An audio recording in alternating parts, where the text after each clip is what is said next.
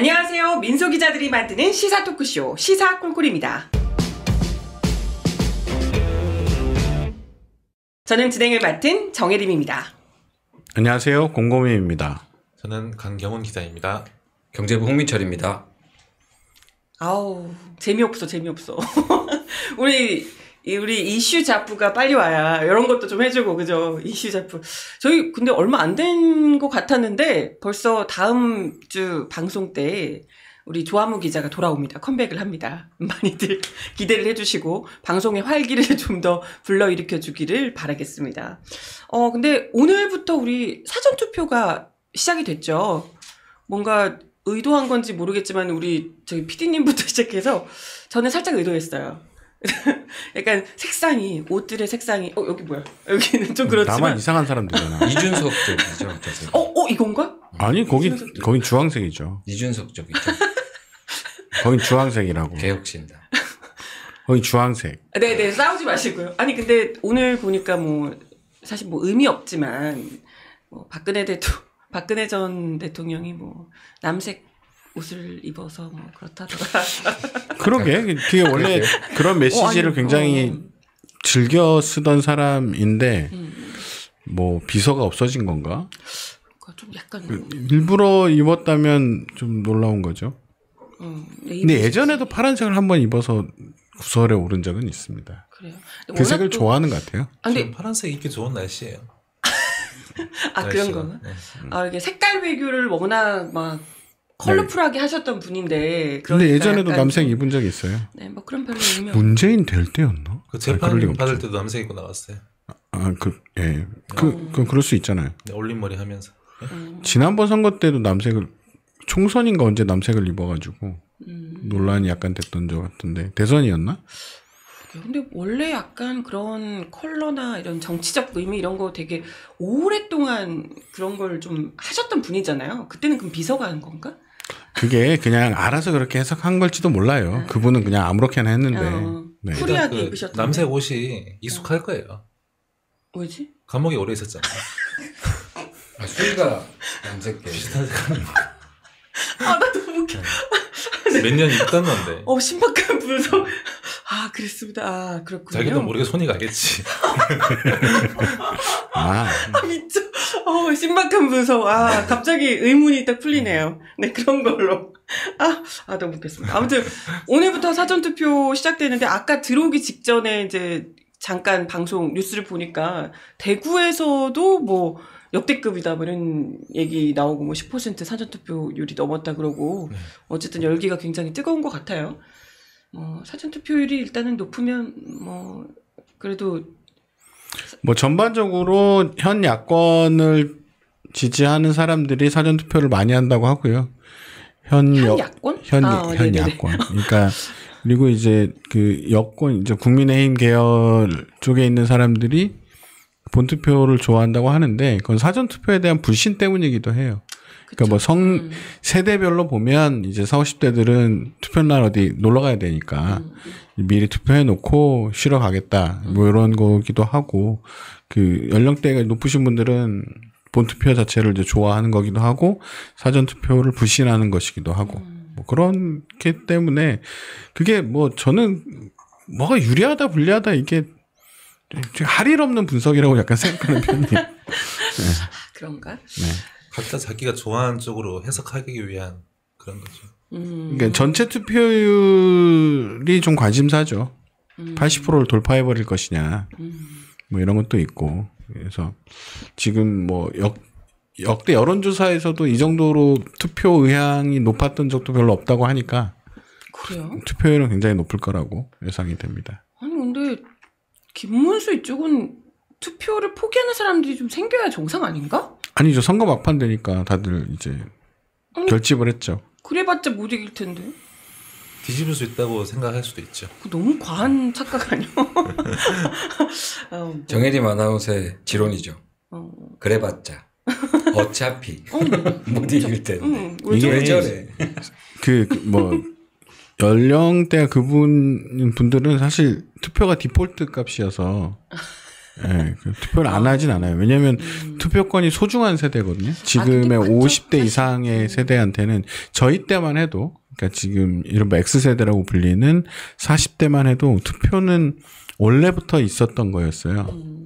그러니까 87년이 이제 청소년기였으니까 이제 근데 그 이전 세대들은 투표권을 쟁취한 거란 말이에요. 대선 투표권을. 그래서 투표율은 그 세대들에게는 굉장히 높고, 이제 더 고령층으로 가면 그게 굉장히 소중한 것이죠. 빼앗겨 봤으니까.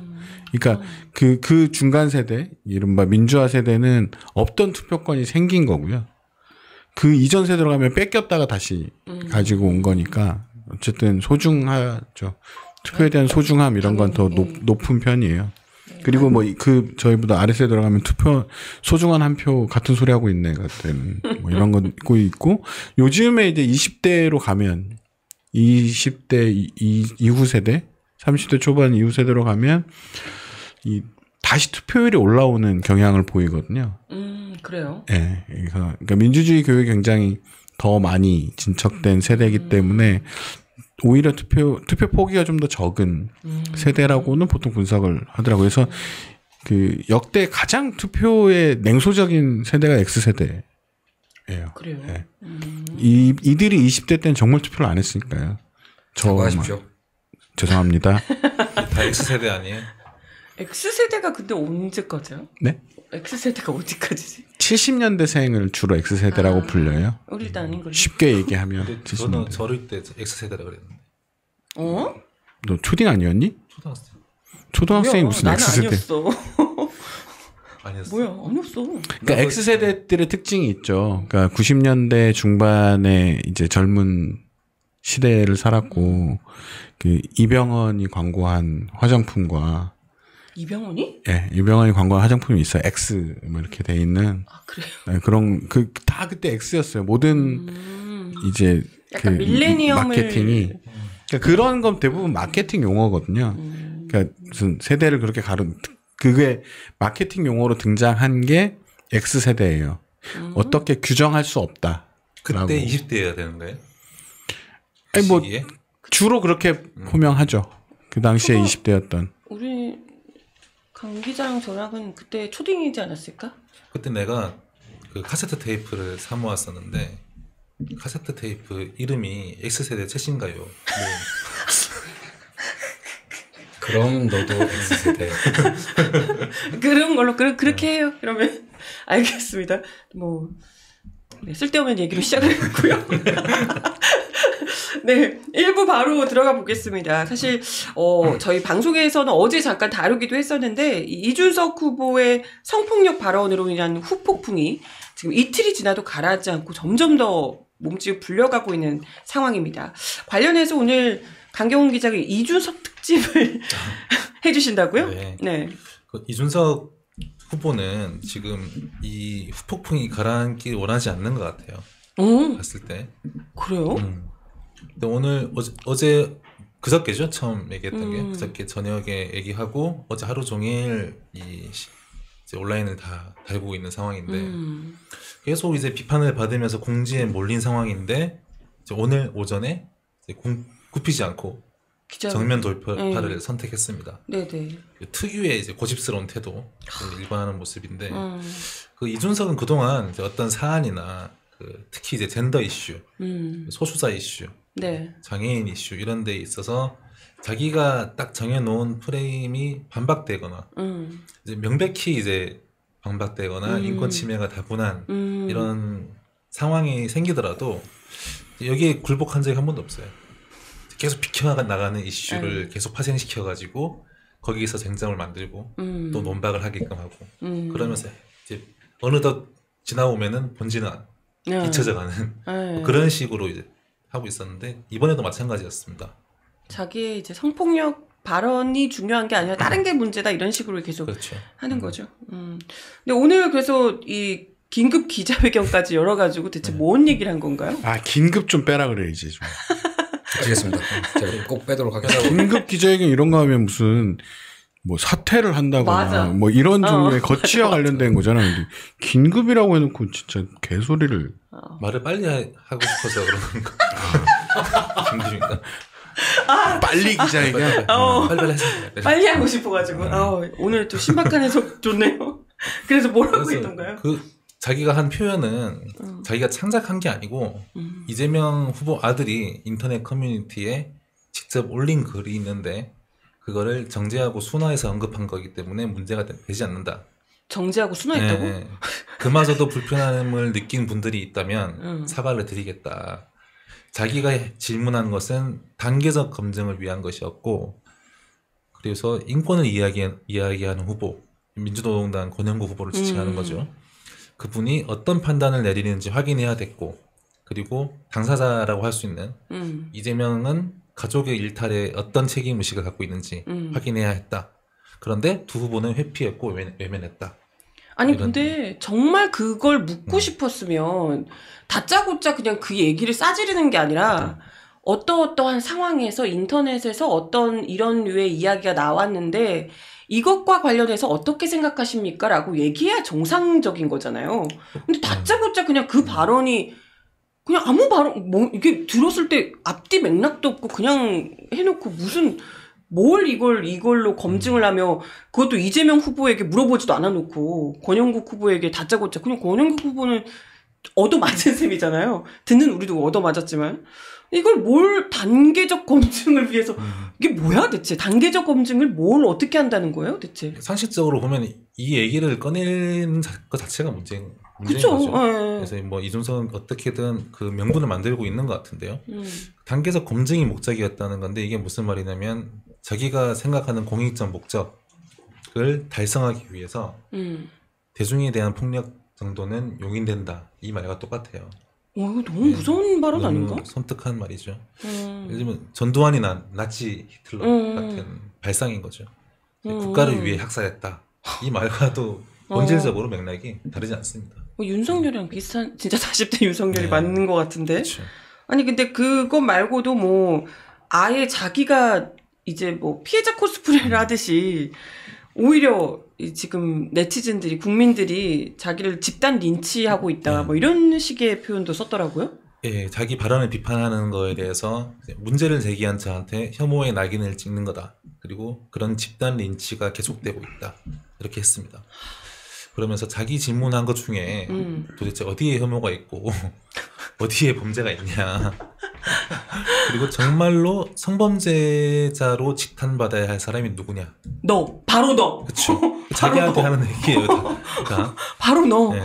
그러면서 이재명이 후보가 대통령이 됐을 때 그게 우리가 마주할 미래다. 정당한 주장을 했을 때 집단 린치를 받게 될 거다. 그런 독재적인 세상에서 살게 될 거다. 이런 이상한 경고를 하는 겁니다. 그러니까 자기가 한 행위를 표현의 자유, 뭐 검증의 의무라고 곡해하면서 그 무방비 상태에서 언어적 성폭력을 당한 국민들이 있잖아요. 그런 국민들의 비판을 일단 집단 린치다. 권력에 대한 충성이다. 이렇게 깎아내리는 거죠. 정말 뭐라고 해야 될까? 이게 잘 이해가 안 되죠. 이준석의 이 흐름이. 근데 이준석에게는 이게 굉장히 익숙한 거거든요. 그러니까 뭐냐면 이게 일베식 혹은 이제 팸코식 게시판식 어떤 논쟁 혹은 싸움 같은 거예요.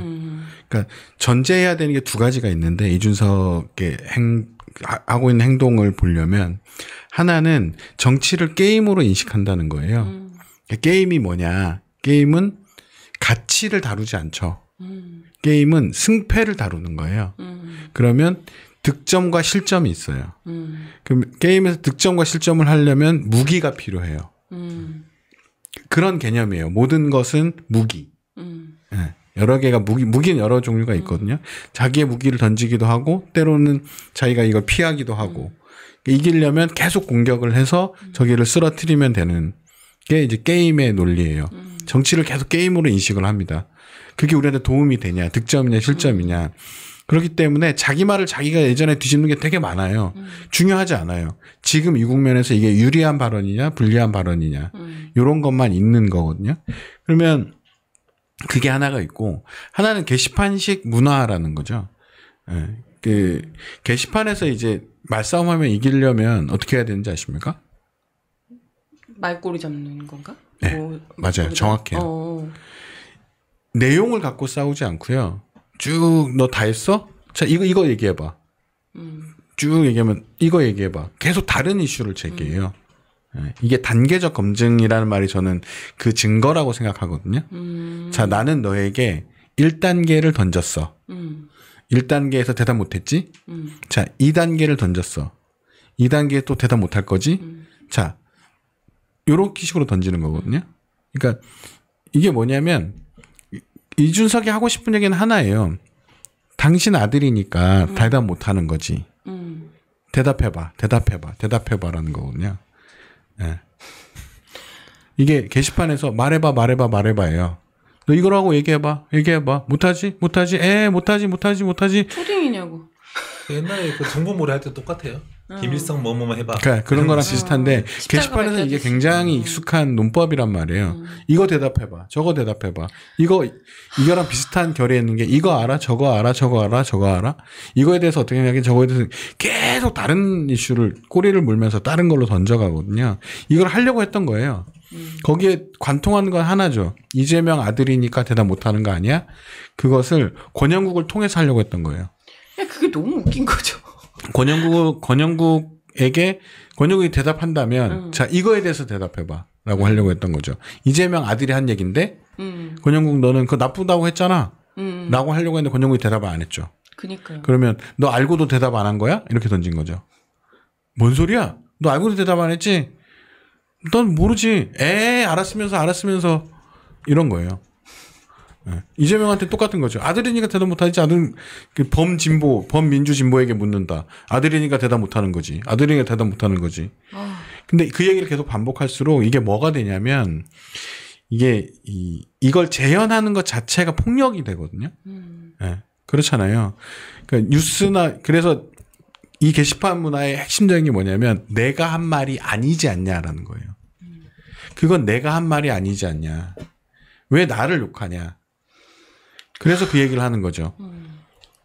달을 가리키는데 왜 손가락을 말하냐. 손가락에 때가 있었다면 미안하다. 그래서 정말 이 국면에서 이준석이 정말 게시판 문화에 절여져 있다는 게 드러난 게 어제 그 사과 발언이었어요. 어제 오전에 이제 버티다가 오후에 잠깐 사과라는 표현을 쓰거든요. 그 사과라고 할 수 있나? 다 이렇게 반응했죠. 저는 진짜 모욕적이었어요. 뭐냐면 심심한 사과라고 표현했거든요. 그게 함의하고 있는 게 분명하단 말이에요. 심심한 사과라는 표현을 왜 썼을 것 같아요? 왜요? 그게 게시판에 논란이 되었던 이슈기 때문에 그래요. 사과가 심심해? 이게 뭐 하자는 거야? 이게 게시판에서 꽤 논란이 됐던 거기 때문에 보면 다들 키득 거릴 거란 말이에요. 펜코 이런 데서는 심심한 사과라고 해서 심심한 사과 크크크크크 이렇게 할 거란 말이죠. 사과가 다시 조롱의 대상이 돼요. 저는 이거는 쟤는 진짜 소시오패스다라고 생각이 들었거든요. 그 사과가 나온 대부분의 언론 보도에서 사과를 했다. 라고 했지만 다만 뭐라고 하더라 이렇게 얘기하던데 저는 심심한 사과라는 표현을 듣고 나서 이렇게 그 전날만큼은 아니지만 굉장히 빡이 쳤거든요. 완벽한 이제 게시판 문화에 절여져 있는 상태다라고 생각이 들었고 이게 아주 안 좋은 건 뭐냐면 게시판 문화를 정치에 완전히 들였다는 거예요. 네, 완벽할 정도로 정치로 끌어올렸고 그러니까 그 전까지는 게시판 논법을 그냥 썼던 거거든요. 그러니까 이제 이준석이 선을 넘을락 말락 하지만 꽤나 정제된 언어를 쓰는 편이었어요. 그러니까 이 게시판에 있는 그 어떤 정서와 문화 이게 욕설로 가게 되면 일베가 되는 거고 정제된 언어를 쓰면 이제 이준석이 되는 거였는데 이준석이 여기에다 욕설을 얹은 거예요 지금. 네, 욕설까지도 얹어버린 상태거든요. 그러면 정치인도 그렇게 얘기하는데 뭐 이렇게 되는 겁니다. 그러니까 사회적으로 이게 확 풀리죠. 이게 정치인들에게 부여되는 의무 같은 거였는데 그런 걸 쓰지 마라. 그런 용어를 쓰지 마라라는 게 사회적으로 용인되는 효과가 있거든요. 네. 그러니까 차별적 언어를 쓰지 말아야 된다라고 하는 이유가 일상에서 많이 쓰죠. 근데 일상에서 쓰는 언어들을 여기로 가지고 오지 마라라고 하는 건 그게 사회적으로 용인돼 버리기 때문에 그렇거든요. 공식적인 자리에서 그런 얘기를 하냐 이런 말이 이제 무의미해지는 거죠. 그러니까 그 사건의 핵심은 그거예요. TV 토론장에서 예를 들면 이렇게 얘기하면 뭐하지만 전 약간 슬프거든요. 그런 게 예능에서 쓰면 어떻게 할 거냐는 거예요. 예능에서 그런 똑같은 표현을 써버리면 그들에게 책임을 물을 수 있냐라는 거예요. 그래서 참다 못한 성시경이 그런 얘기를 한 거죠.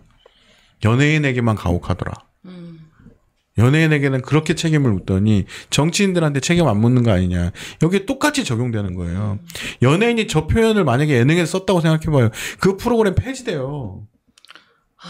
그럼요. 낄낄낄낄 하면서 웃다가 너 그거 봤어? 그거 어떻게 생각해? 그러면 다들 대답 못해? 그거 문제잖아. 라고 유재석이 했다고 생각해봐요. 어우씨. 소름 돋아. 뭐 강호동이 했다고 생각해봐요. 그럼 난리가 나요. 전 사회적으로 막 그 애들도 보는 이것도 애들도 보는 거예요. 아니 애들도 실제로 딱 거기에 적용해 보면 알 수 있다니까요.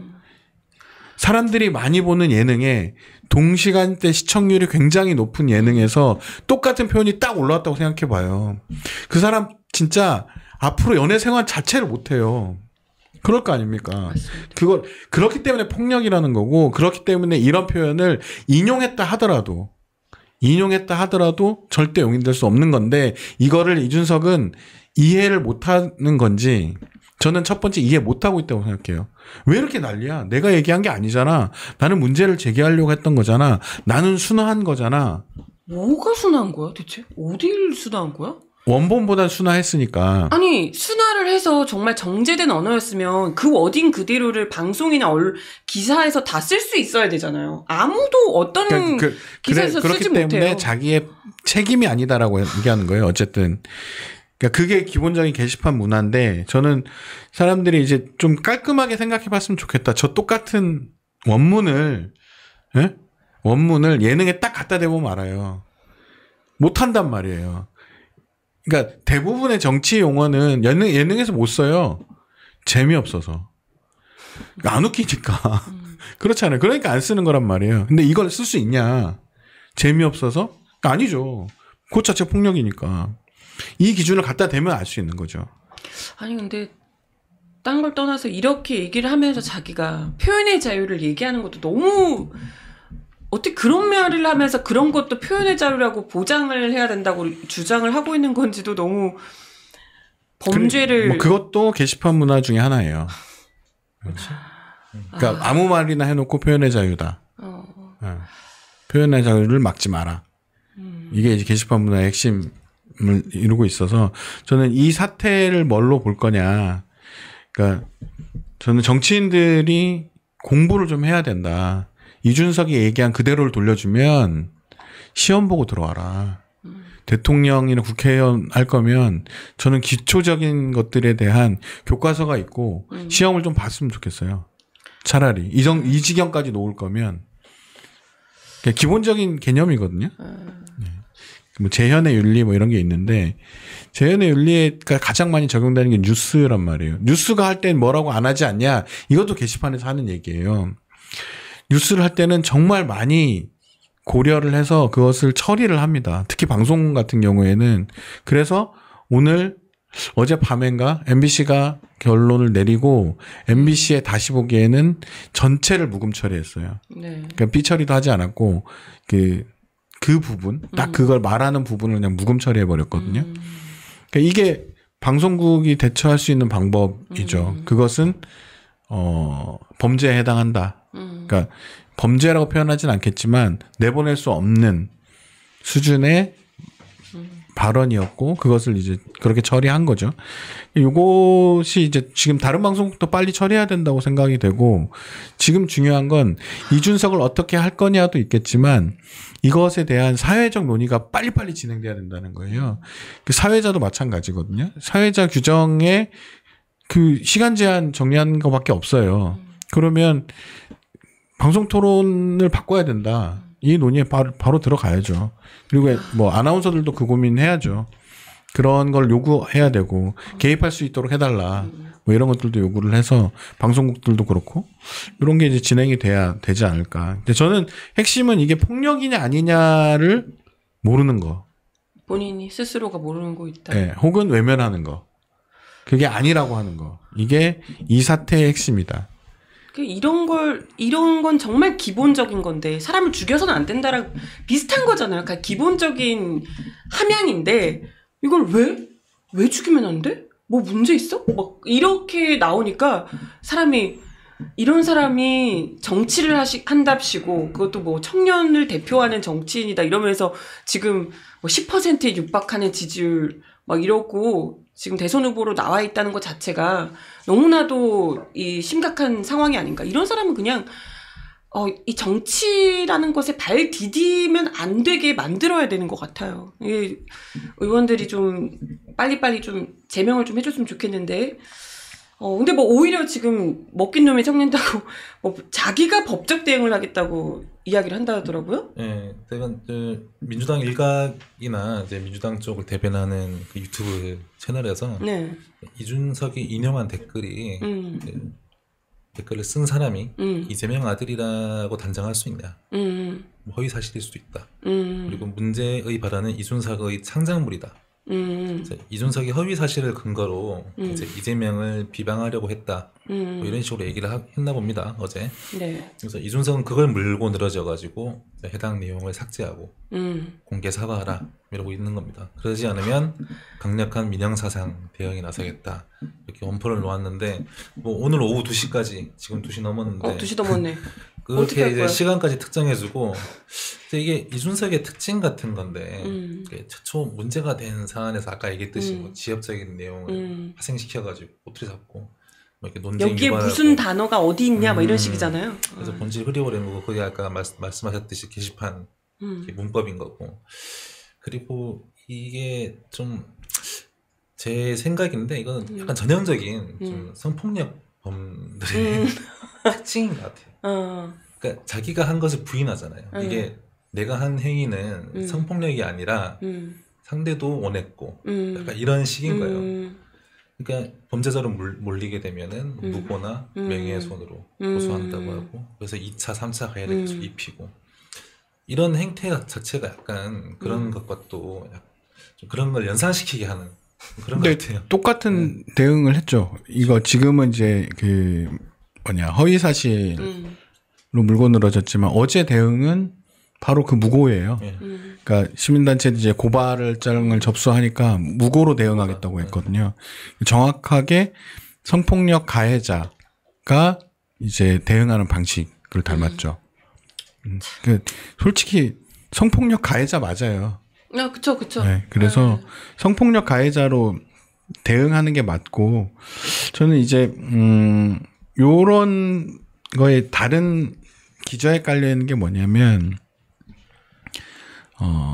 정치에서 이제 피해자를 자임하는 게 피해자를 자임하는 것을 무기로 삼는 거예요. 이게 굉장히 안 좋은 정치거든요. 이건 여야를 막론하고 실제 많이 쓰는 방식이에요. 뭐뭐의 피해자 이런 식으로 많이 얘기하거든요. 그러면 어떻게든 자기를 피해자로 만들어요. 근데 예를 들어 소수자, 여성, 뭐 장애인 뭐 이런 소수자들인 경우에는 사회 구조적 피해자죠. 그러니까 그 지위에 놓인단 말이에요. 그 사람들은 자기가 피해자가 아니고 싶어서 피해자임을 얘기하는 거거든요. 피해를 당하고 싶지 않기 때문에. 근데 집단 린치의 피해자라고 표현했잖아요. 피해자가 되고 싶은 거죠. 그래야 득점하니까. 아까 제가 얘기했잖아요. 게임의 무기. 게임의 무기 중에 되게 강력한 무기가 피해자를 입증하는 거예요. 자신이 피해자임을 주장하는 것. 이게 이준석식 정치의 중요한 공격 방식이에요. 내가 피해자다. 피해를 입혔다. 그래서 바로 대응하는 게 뭐냐면 사과해요. 사과해요 나한테. 진짜 안 하면서. 가해 행위를 또 정당화하는 거죠. 그렇게 하면서. 네. 아니 자기 사과부터 제대로 하시든가. 그러니까 그건 중요한 게 아니에요. 자 다시 처음으로 돌아가는 거예요. 보통 사람들은 그렇게 생각하지만 이것을 게임으로 생각한다면 자 나에게 오고 있는 공격들은 피해야죠. 그게 뉴스타파의 공격이었고 뉴스타파의 공격은 피합니다. 그리고 내가 무기를 장착하죠. 탁 던졌는데 이게 다른 역공으로 왔어요. 그거를 피하려고 하면서 다른 무기를 다시 생산해낸 거죠. 그게 집단 린치의 피해자라는 방식으로. 이거에 대한 어떤 가치 판단이나 이런 게 존재하지 않아요.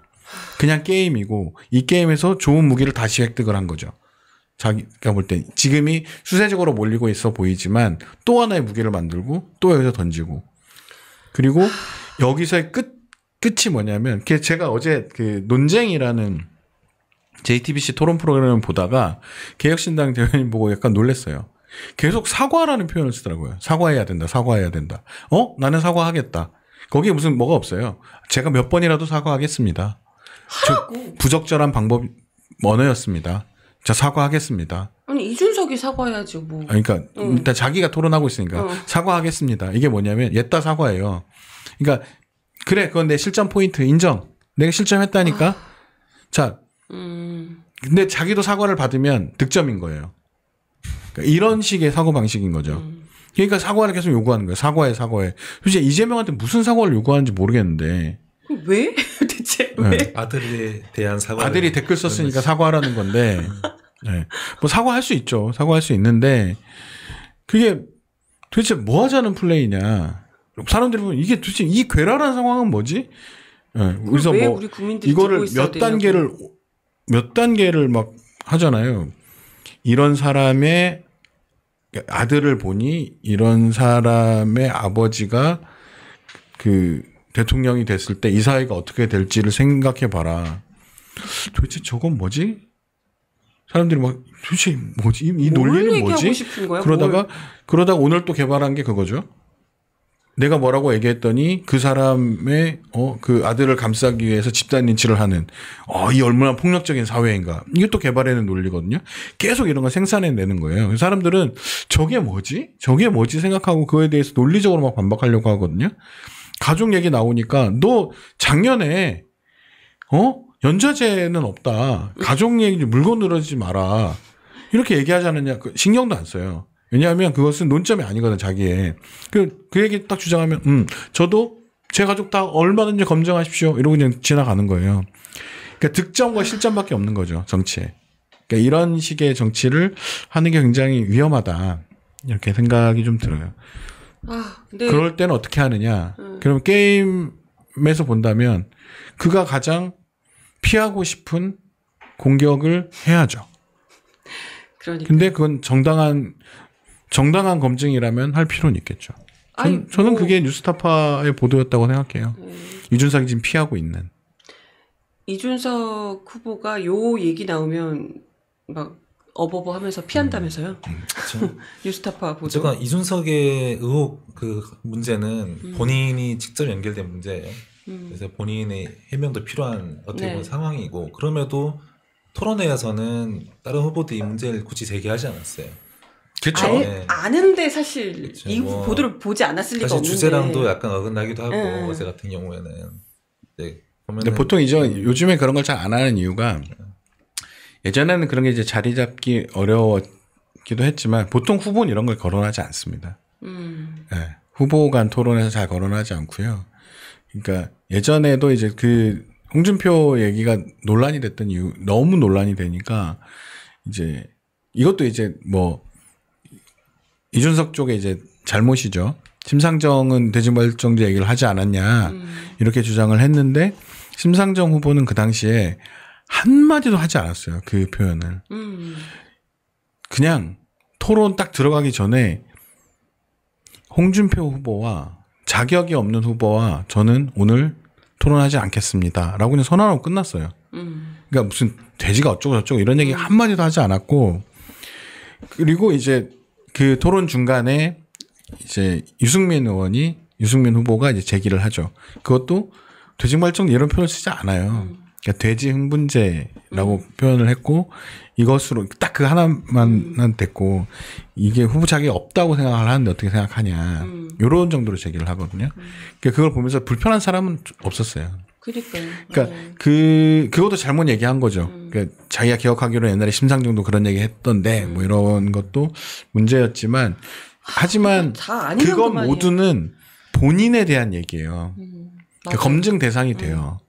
근데 지금 가장 중요한 검증 대상으로 올라온 개인 검증과 관련해서 이제 이재명 후보는 개인 검증을 한 4, 5년 동안 했고요. 아직도 검증 중이에요.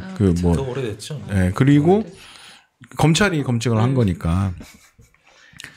그렇게 털어가지고.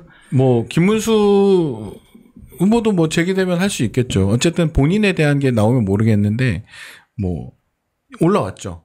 이제 이거에 대한 대답은 아직 하지 않고 있다.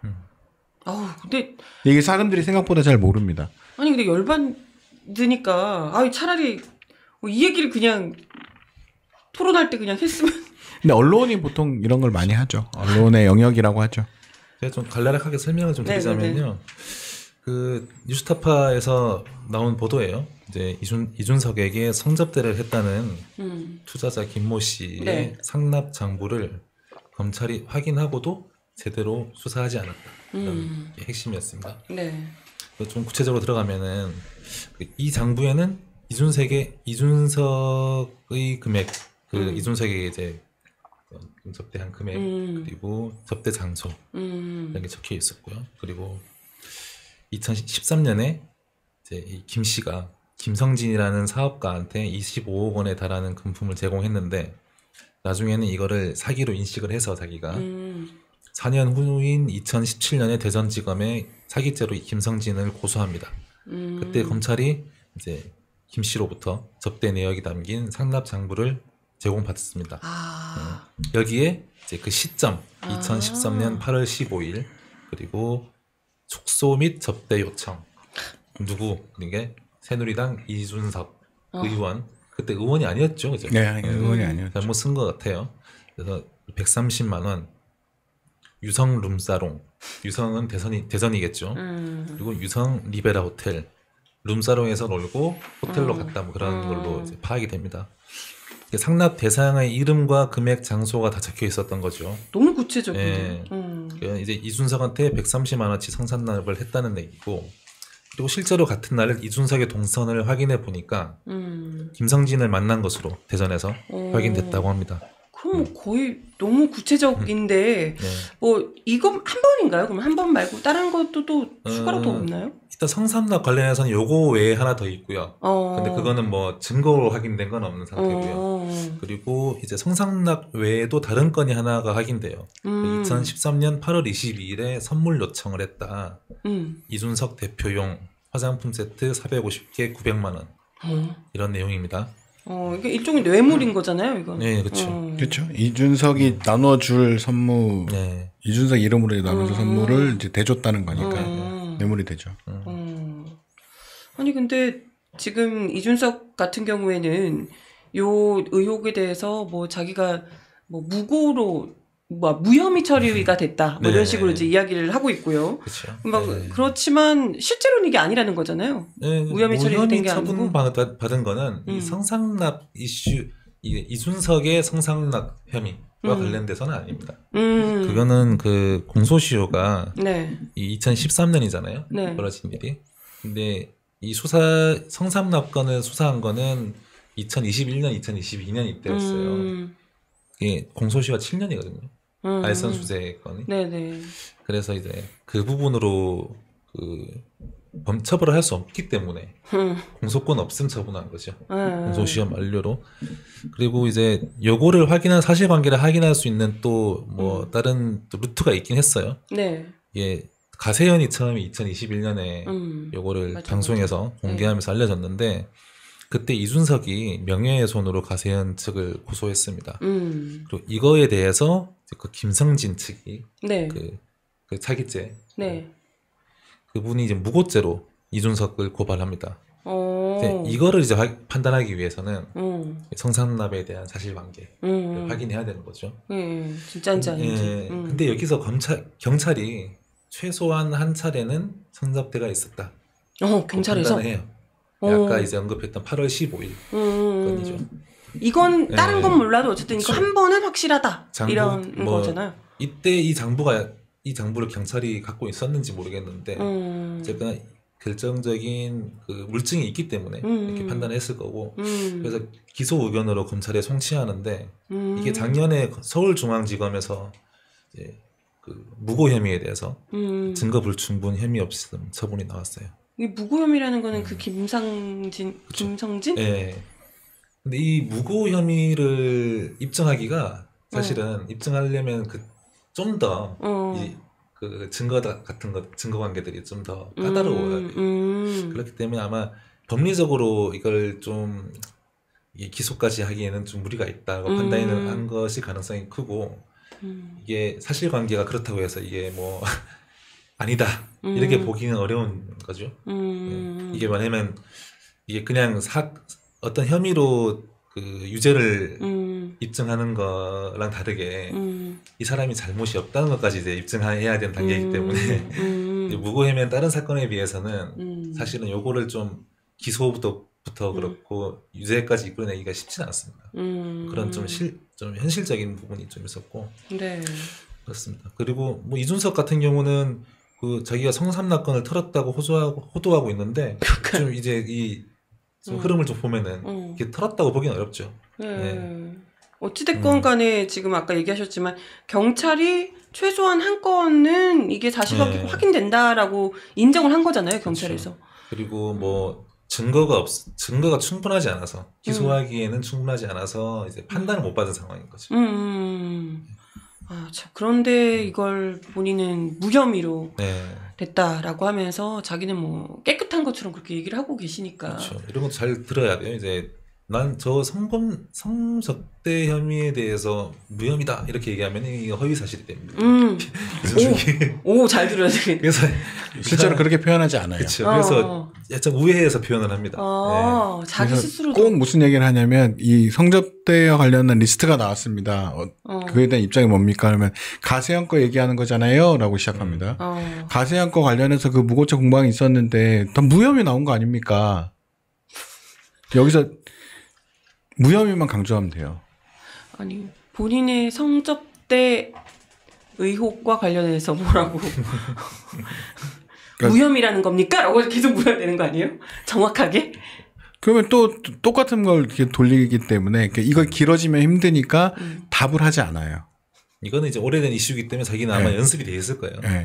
어떤 공격적이고 그렇죠. 당황스러운 질문이 왜냐하면 이것을 빌미로 이것을 이제 명분으로 당대표에 쫓겨났기 때문에 몇 년 동안 공부한 거란 말이에요. 그러니까 이거는 정말 자기가 볼 때는 이런 것 심리도 있죠. 내가 그것으로 당대표로 쫓겨나면서 이거 얼마나 많은 고난을 헤쳐왔는데 또 이걸 갖고 나한테 그거 다 해결된 거잖아.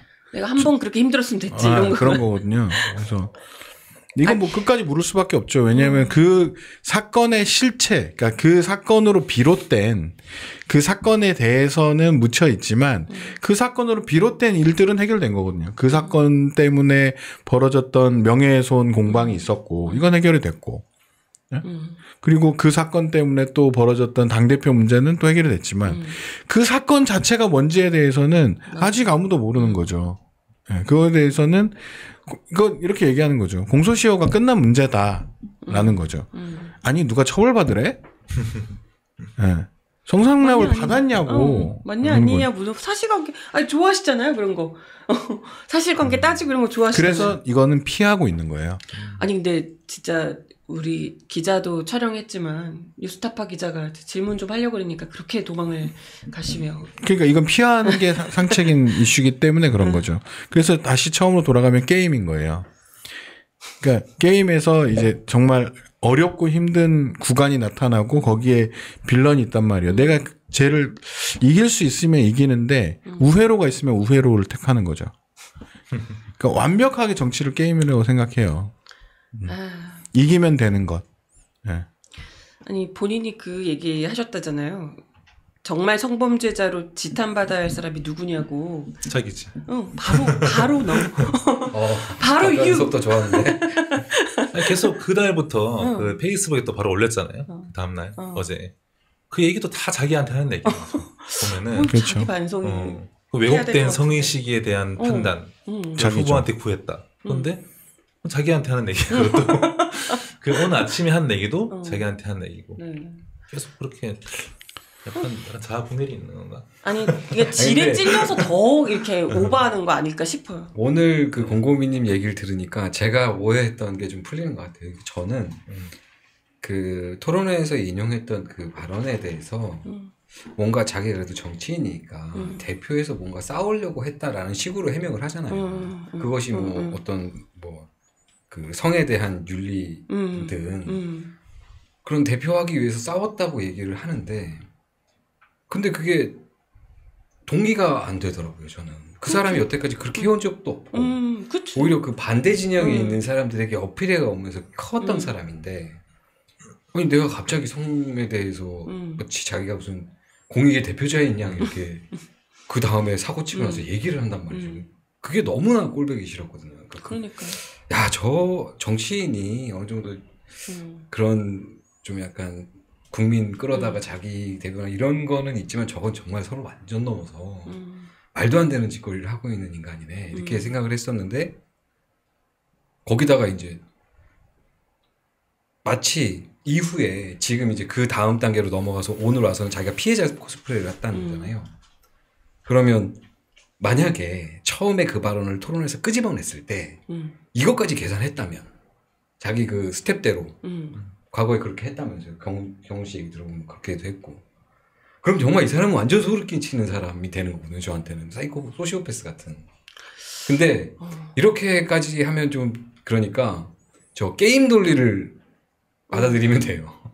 내가 스스로 너무 괴로워했거든요. 저런 인간이 있나. 저런 것도 정치인이라고 그랬는데 얘는 그냥 뿅뿅 했던 거야. 다 과거는 다 진짜 자기 지난 건 다 있고 칼럼 피하고 다른 거 꺼내고 이렇게 그러니까 좀 마음이 좀 편해지네. 솔직히. 그래서 이번 선거에 저런 인간이 다 있나는 맞아요. 이준석이 처해 있는 정치적 포지션이 작은 정당이잖아요. 거대 정당의 어떤 불의가 있고 나는 거기에서 떨어져 나와서 작지만 도전하는 그러면 좋은 무기가 뭐예요? 이거를 차용할 수 있는 이미지를 쓸 수 있는 무기. 노무현이에요. 자, 다들 집에 가셔서 공보물이 왔을 테니까 이준석의 공보물을 펴서 노무현이라는 단어를 찾아보세요. 정말 많이 등장해요. 친필로 썼거든요. 맞아요. 거기 노무현 4번인가? 이렇게 나오는데 3번인가 4번 나와요. 아니 근데 한번 보세요. 정말 약간 삔또가 도는데 그것도 무기인 거죠. 이걸 어떻게 노무현을 쓸 수가 있어? 이렇게 생각하면 돼요. 자, 나는 소수 정당, 거대 정당에 맞서서 나는 소수를 택했고 저거는 불의해. 나는 정의로운 이미지는 뭐지? 여기서 도전하는 이미지. 노무현. 그러면 자 노무현을 공보물에 쓸 거야. 자 추모제를 갈 거야. 자 울어야 돼. 즙 이렇게 했던 거죠. 아니 근데 메뉴, 인벤토리, 펜슬 선택하고 그렇죠. 장착하고 나가서 들고 아니 돌아와서 메뉴 그 칼 빼서 다른 칼 이거야. 그러고 있는 거예요. 근데 이준석이 좋아하는 그 펜코나 이런 데서는 노무현 대통령을 별로 중요하지 않다니까요. 자 이게 가치를 중심으로 사고하는 방식이에요. 뭐가 누가 좋아? 너무 이해가. 자 지금의 상황에 내가 유리한 무기를 장착할 뿐이에요. 네.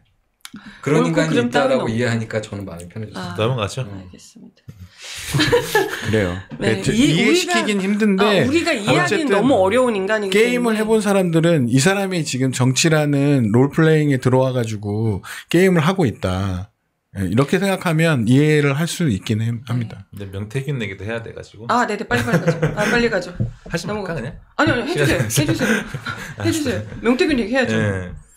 그럼 명태균 관련 의혹도 추가로 확인된 게 있는데 원래 확인된 거는 이준석이 2021년 당대표 선거에서 명태균한테 공짜로 여론조사 받고 명태균 부탁하는 거 뭐 들어주고 뭐 강연하는 거 가지고 이런 게 드러난 적이 있는데 최근에 여기에 더해서 2024년 총선 앞두고도 명태균을 통해서 여론조사를 4번 했다. 뭐 이런 의혹이 드러났습니다.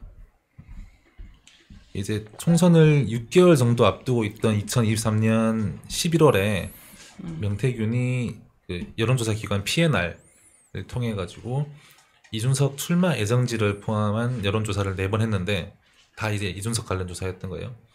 이게 2번이 이제 서울 노원구병 조사였고, 그리고 하나가 신당 창당했을 때 그 지지율 가정에서 그때 이준석이 팽당하고 이제 국힘에서 겨우 인요한 혁신위원회에서 이제 그 면제부 받고 면제부라고 해야 되나 사면이죠 사면 받고 이제 출마할 그 기회는 얻었는데 이제 당 상황이 좀 그러다 보니까 여기서 좀 내가 어떻게 할까 좀 기웃거리는 그렇죠. 상황이었기 때문에 신당 창당 관련한 여론조사도 하고, 그리고 그 천하영인 알죠? 지금 천하람 허은하 또 누구지? 김용태 이기인 이렇게 해가지고 허은하는 지금 들어갔는데 그 사람들이 대구에 출마했을 때 지지도가 어떻게 될지 뭐 이런 거를 조사했다고 합니다. 뭐 이거를 명태균이 알아서 했을 거라고는 좀 안 보이죠. 그래서 이준석은 이 조사로 혜택을 좀 얻은 게 있을 것 같다. 당연히 있겠죠. 그렇죠. 그런 추정이 가능합니다. 그래서 지금 이거에 대한 해명이 좀 재밌잖아요. 뭐라고 했나요? 그분은 알아서 여론조사 하시는 분 아니냐. 명태균은 그러니까 자기랑 관련 없다. 자기랑 관련 없는데 왜 이렇게 자기와 관련돼 있는 걸 자세히 조사하는 거야? 아니 뭐 명태균이 이준석을 상당히 예뻐하나? 아니죠. 명태균의 워딩은 나왔으니까. 개라고 부르잖아요. 개. 아유, 개를 좋아했어. 걔는 아무것도 아니라고. 걔는 자기 부하와 비슷하다. 뭐 이런 내가 하라면 하는 대로 하는 애다. 그러니까 하라면 하는 대로 하는 애인데 뭐 그러네. 그렇게 따지면 자기는 하라는 대로 할 뿐이고 거기서 알아서 조사를 해주신 거다 이런 뜻인가? 그때 뭐 좀 상황을 보면 좀 이해가 되는데, 그때 이준석이 그 직전 해에 성삼납건 때문에 이제 막 그 김철근 시켜가지고 뭐 각서 받아오고 막 했다 뭐 이런 의혹들이 좀 나왔어요. 뭐 각서 내용도 공개되고 뭐 이러면서 그 증거 인멸하려고 했던 거 아니냐 그래가지고 그 국힘 윤리위한테 당원권 정지 징계를 받았거든요. 아하. 6개월. 그리고 이제 몇 달 후에 윤석열 양두구육 뭐 이런 발언 기억나시죠? 그렇죠. 그 발언 때문에 또 정지 기간이 1년 늘었습니다. 그래서 좀 힘든 상황이었어요. 그런데 그 다음에 2023년 10월에 국힘이 강서구청장 보궐선거에서 참패를 하면서 그 인요한 혁신위가 출범을 하고, 그때 뭐 화해, 뭐 통합 뭐 이런 명분으로 이준석을 살려서요. 네. 그러니까 팔다리 다 잘라놓고 이제 이준석만 살려주는 거지. 그래서 징계를 취소합니다. 그러면서 다음 총선에 출마할 길이 열리긴 했는데 그 직후에 그 명태균 여론조사가 진행된 거죠. 그래서 이 여론조사에서 노원병 조사에서는 민주당 후보한테 이준석이 크게 피하는 걸로 나왔었거든요. 근데 그 전에 이준석은 자기 고향 상계동을 절대 떠나지 않겠다. 그렇게 하면서 그 국힘으로 출마하려는 좀 의지를 좀 내비쳤었죠. 근데 그러다가 이 여론조사 결과가 나오고 얼마 안 있다가 그 동탄으로 가죠. 출마지를 바꿨고 실제 당선까지 된 거죠. 그러면 이제 어쨌거나 이 여조 결과를 근거로 정치 행보를 한 것이고 결과적으로 보면은 정치적 이익을 얻었다. 뭐 이런 검찰이 수사하면은 이거는 그렇죠. 빼박인데. 이재명도 항상 그 성남 FC 건도 보면은 뭐 그렇죠. 검찰 논리가 그건 뇌물이 되죠. 이재명이 어떻게 이렇게 성남 FC를 통해 가지고 정치적 이익을 얻었다. 이렇게 되거든요. 그래서 성남 FC가 받은 광고는 뇌물이다.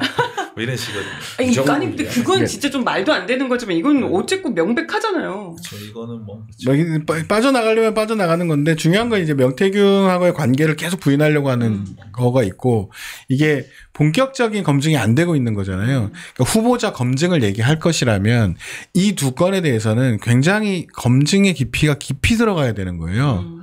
왜냐면 하나는 이제 윤리적 문제이기도 하고 그 자체가 비리 문제가 얽혀 있는 거기도 하고 하나는 정치자금법과 관련되어 있는 것이기도 하기 때문에 이렇다면 이것은 후보자 검증의 양대축이거든요.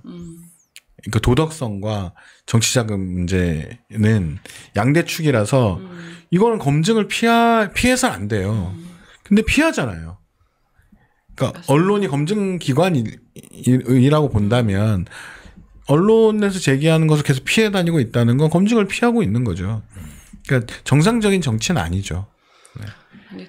솔직히 이준석이 당선 가능성이 높지 않은 후보니까 이거에 대해서 깊이 있게 검증을 안 했을 뿐이거든요. 근데 이제는 깊이 있는 검증이 필요한 타임인 것 같아요.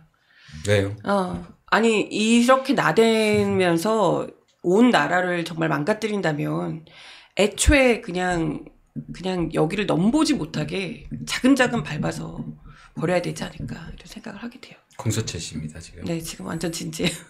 아니, 전 계속 얘기하지만 이런 사람이 지금 어찌됐건 자기가 그 김문수와 이재명 사이에서 마치 이제 좀 새로운 정치를 할 수 있는 중도의 뭐 젊은 정치인 이런 이미지로 계속 지금 막 하얀색 그 셔츠 입고 막 젊은 정치인 이러면서 다니는 거잖아요.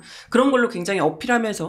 근데 실제로 보세요. 지금 한 게 의혹들이 성상납, 정치자금법 완전 그 옛날에 그 고리타분한 그런 정치인들이 해왔던 버릇들을 그대로 지금 다 하고 있는데 이 사람이 무슨 젊은 정치인이고 새로운 정치를 할 사람이에요. 이거 뭐 발언뿐만이 아니고 지금 나와 있는 것만 해도 그러니까 뭐 40대 뭐 윤석열 뭐 이런 얘기도 하는데 그 수준을 넘어서 40대 정광훈?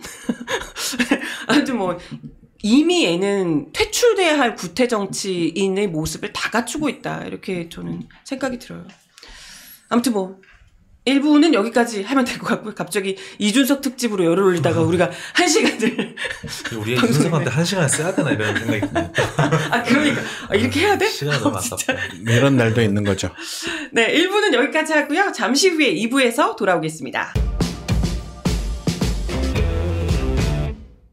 네, 시사콜콜 2부 시작해보겠습니다. 오늘은 우리 홍민철 기자가 바짝 긴장해서 기다리고 계신데요. 이재명 후보의 신한 공약 모델에 대해서, 신한 모델 공약에 대해서, 뭐라는 거예요? 신한 모델 공약에 대해서 이야기를 해주신다고요? 예, 맞습니다. 이거 방송 시작할 때 네. 우리 갑자기 왜 이름이 생각나? 정혜림입니다. 아니, 왜 이러세요? 우리 선배 중에 경제부 선배 중에 왜? 완배 선배님? 네. 큰일 났다. 왜 그래요? 우리 이완배 선배님을. 완배 선배가 이거 금방 적응한다, 뭐, 잘할 수 있다 하셨는데 지금 거의 2달 다 돼 가는데 제 차례가 돌아와서 이 발재석에 앉으면 죽겠어요. 지금 머리가 멍하고 지금. 한마디만 해도 돼요. 아니요, 하지 마세요. 왜? 궁금해. 아니, 이완배 선배 얘기 나오니까. 왜요? 저희 엄마가 이완배 선배를 되게 좋아하거든요. 맨날 나랑 통화할 때마다 너 회사는 이완배 기자 다목에 살리지? 정확합니다. 약간 나를 약간 자극하는 얘기야. 넌 뭐 하고 있냐 지금? 너 왜 방송 그따위로 하냐 이런 얘기를 하는 거지. 어머니 곧 우리 강경훈 기자도 큰 몫을 할 겁니다. 돈 많이 벌어다 줄 거예요. 이미 큰 몫 하고 있죠. 물론 그렇겠지만 완배 선배님에 비하면 뭐 너무 우리가 다 지금 좀 미미하니까 분발해야죠. 더 열심히 하겠습니다. 그래서요. 네. 시작하실까요? PPT 좀 띄워주시겠어요? 네. 요게 이제 이재명 후보 공약집에서 뽑아온 내용인데요. 그러니까 햇빛 바람 연금을 확대해서 소멸위기 지역 경제를 살리겠습니다. 이렇게 돼 있습니다. 신한이 태양광 발전소에서 주민들한테 220억 줬다고 하고요. 7년 뒤에는 연 600만 원을 배당하겠다. 이게 뭔가 싶은 거죠. 이게 4인 가족이면은 1년에 2,400만 원이에요. 오. 한 달에 200만 원씩 들어옵니다. 그러면은 대박이네. 요 밑에 이제 또 뭐라고 써놨냐면은 이런 성과 덕분에 신안군은 인구 소멸 위기 지역 중 유일하게 인구가 늘고 있습니다. 라고 하는데 이렇게 진짜 나오면은 저 같아도 가서 살고 싶지 않을까. 그런 생각이 드는 정책입니다. 오. 한 달에 200만 원. 질문해 주셔야죠. 정혜림 아나운서님. 대본대로. 지금 한 달에 200만 원 갑자기 혹해가지고. 근데 7년 뒤에 그러면은 기준으로 1년에 한 달 200만 원 들어온다는 거예요? 맞습니다. 1인당 600만 원이니까요. 그 하려면 다들 4인 가족 돼야 되니까.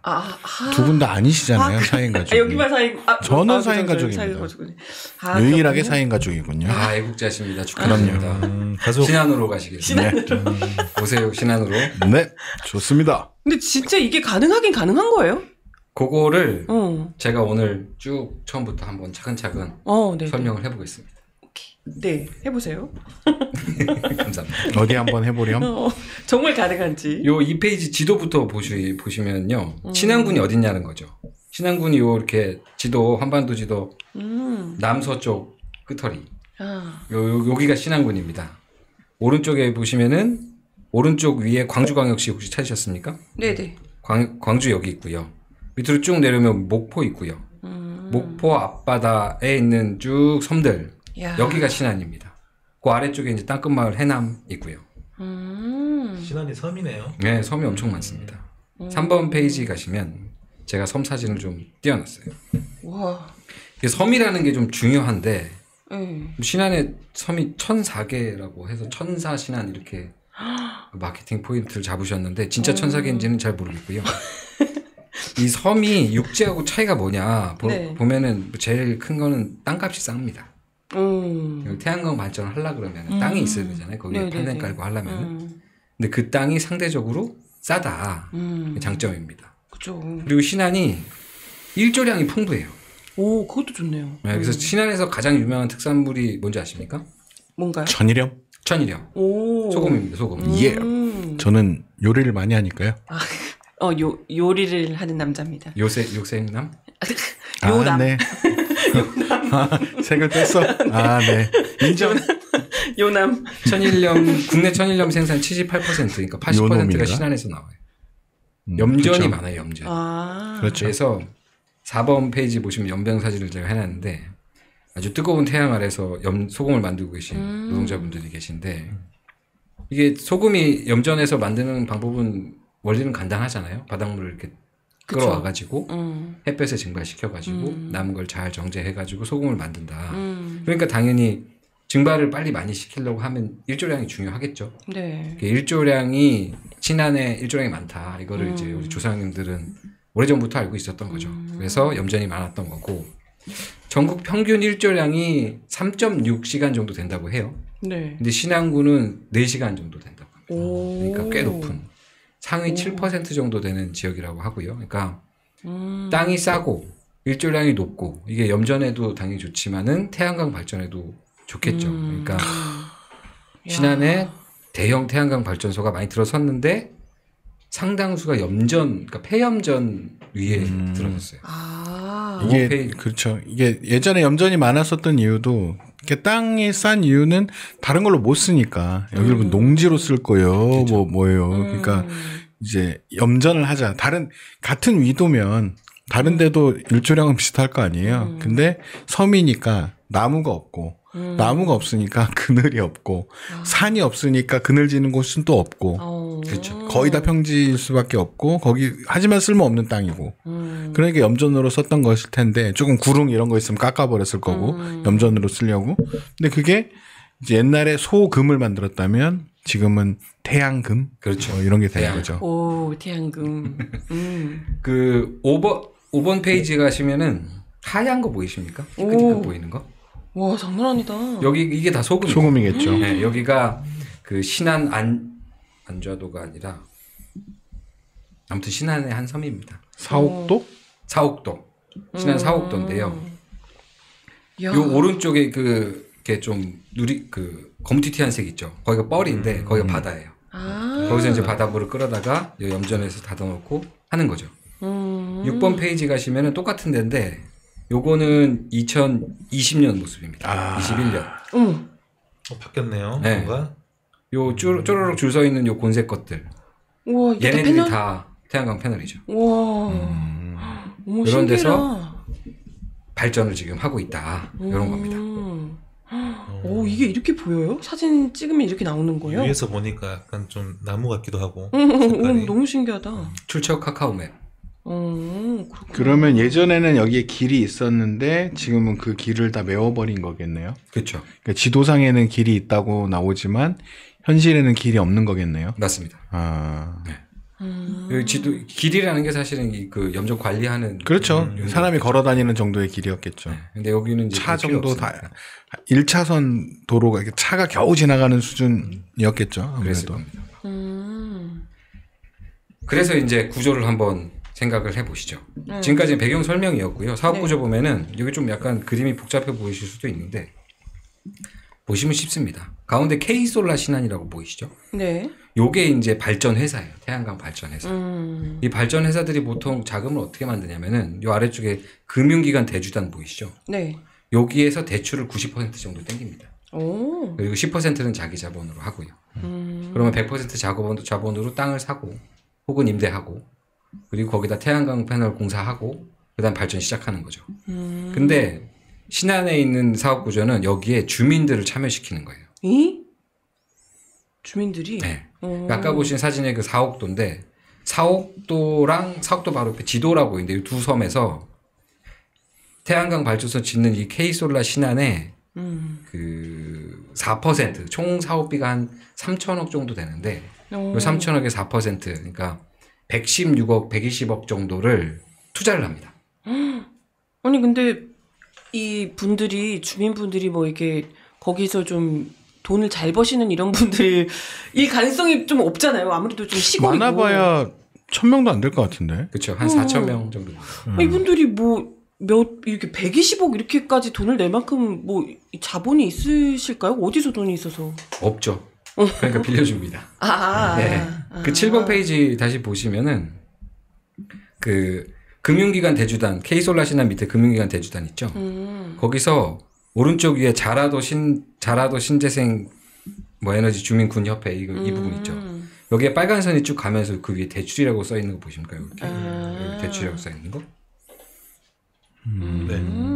잠시만요, 제가 참여할 수 있도록 돈을 빌려주고 그렇죠. 그 돈으로 그 회사에 투자를 하는 형태. 맞습니다. 이렇게 되겠네요. 네. 투자하는 형태도 요 위에 나오는데 그 회사채 매입이라고 중간에 빨간색 화살표가 그렇죠. K솔라 신한으로 가는 거 보이십니까? 네네. K솔라 신한이 그 채권을 발행을 하는 회사채를 발행해서. 그럼 그 돈을 그렇죠.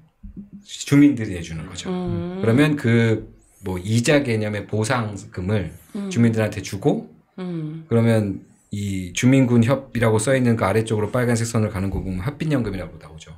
그 돈이 주민들한테 가는 이런 구조를 만들어서 햇빛연금을 만들고 있는 겁니다. 이 보상금이랑 이자는 같은 거예요, 그런가? 개념적으로 같은 거라고 보면 됩니다. 그러니까 사업에 참여하는 형태로, 그러니까 주민들이 이 협의회 같은 걸 만드는 거예요? 협동조합. 네. 그러면 이 자라도 신재생 에너지 주민군 협동조합인 거예요? 네, 협동조합. 협동조합을 만들어서 이 협동조합이 투자하는 방식으로. 맞습니다. 그러면 주민들은 협동조합 회원? 그 회원 그게 좀 약간 복잡하긴 한데 회원 개념으로 생각하시면 네, 협동조합 회원이 되는 거죠. 협동조합 조합원. 그렇죠. 원래는 처음엔 조합원으로 시작했는데 사람들이 계속 늘고 조금씩 이렇게 개념이 바뀌어요. 그래서 그거는 뒤에 제가 설명할 수 있으면 할 텐데. 네. 어쨌든 쉽게 생각하면 기존 조합이 있는데 사는 주민들이 새로 또 이주를 하니까 복잡해지니까 일단 이해하려면 조합원이라고 이해하면 되는 거 맞습니다. 거죠? 조합원 네. 형태로 이해하시면 되고요. 알겠습니다. 그 뒷부분에 제가 조금 더 설명을 좀 드릴게요. 네. 그래서 회사는 돈을 벌어요.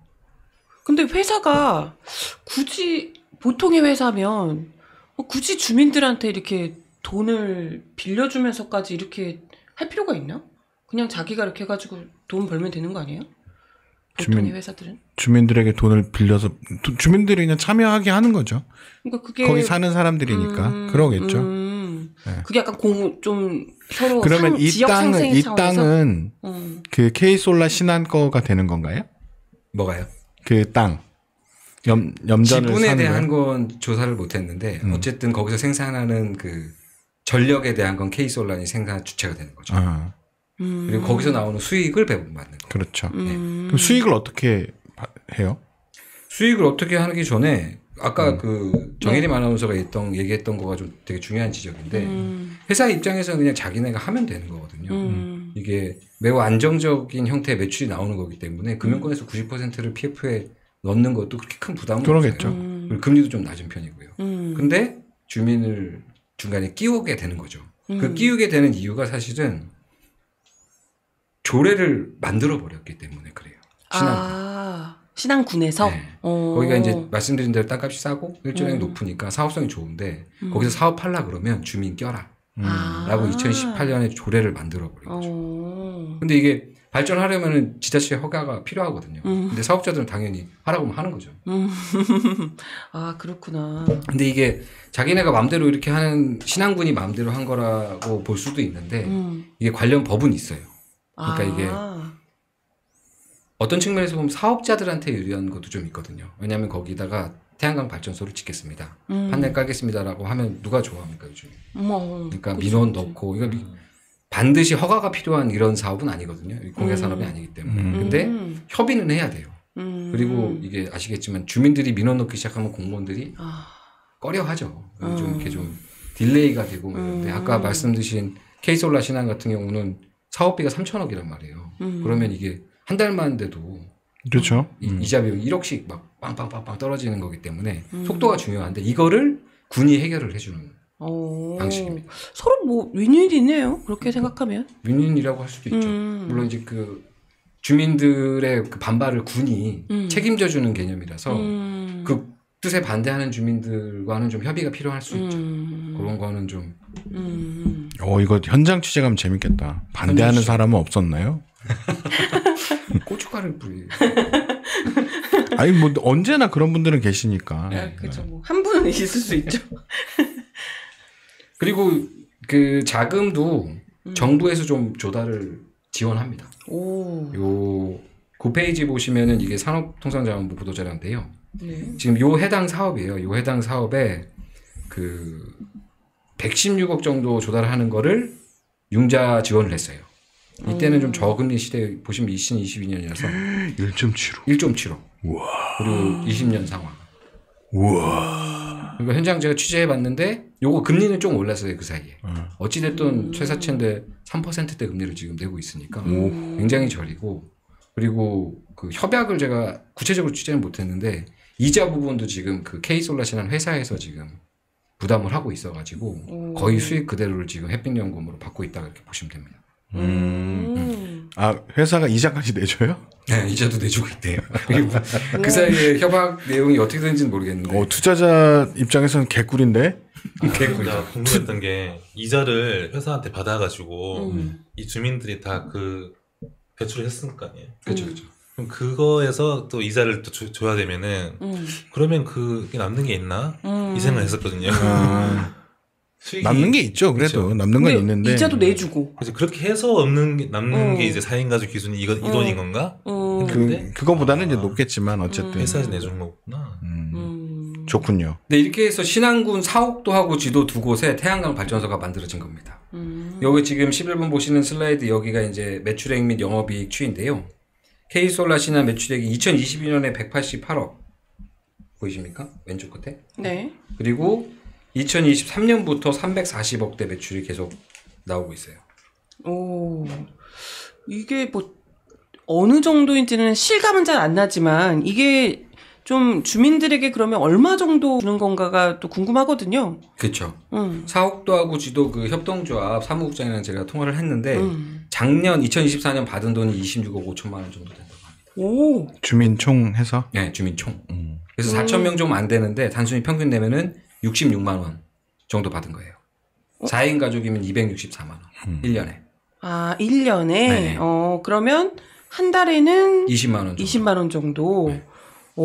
근데 그러니까, 뭐 그냥 듣기에는 별로 안 되네 싶을 수도 있지만 딱히 이분들은 뭘 본인들이 노력을 한다거나 돈을 투자하거나 한 건 아니잖아요. 그렇죠. 뭐 쿠팡 가서 하신 것도 아니고 배달하신 것도 아니고 그냥 가만히 있었는데 그냥 돈이 들어온 거예요. 20만 원씩. 네, 이게 부러워요. 그죠. 꿀인데? 이게 60만 원까지 올라갈 수 있다는 거잖아요. 그렇죠. 네. 그 지금도 사옥도하고 지도 곳곳에는 태양광 파넬이 깔리고 있고요. 그 13번 슬라이드 보시면은 이게 이제 앞으로 어떻게 할 거냐라는 신한군의 계획을 제가 정리해 놓은 건데 그 숫자들은 이렇게 안 보셔도 되는데 밑에 해상풍력 8.2 GW 해상풍력도 네. 들어오는구나. 해상풍력도 시작을 해요. 해상풍력은 어떤 거예요? 풍력 발전이요. 풍력 발전. 그냥 거기서 해상. 바다에서. 네. 바다에 그 프로펠러 띄워가지고 전력을 생산한다. 이게 본 게임이겠구나. 그렇죠. 생산량이 벌써. 예. 그러니까 이제 이걸 쭉 지금 깔고 있거든요. 그러면 나중 되면 4인 가족으로 거의 200만 원씩 받을 수 있겠다. 이것도 같은 방식으로.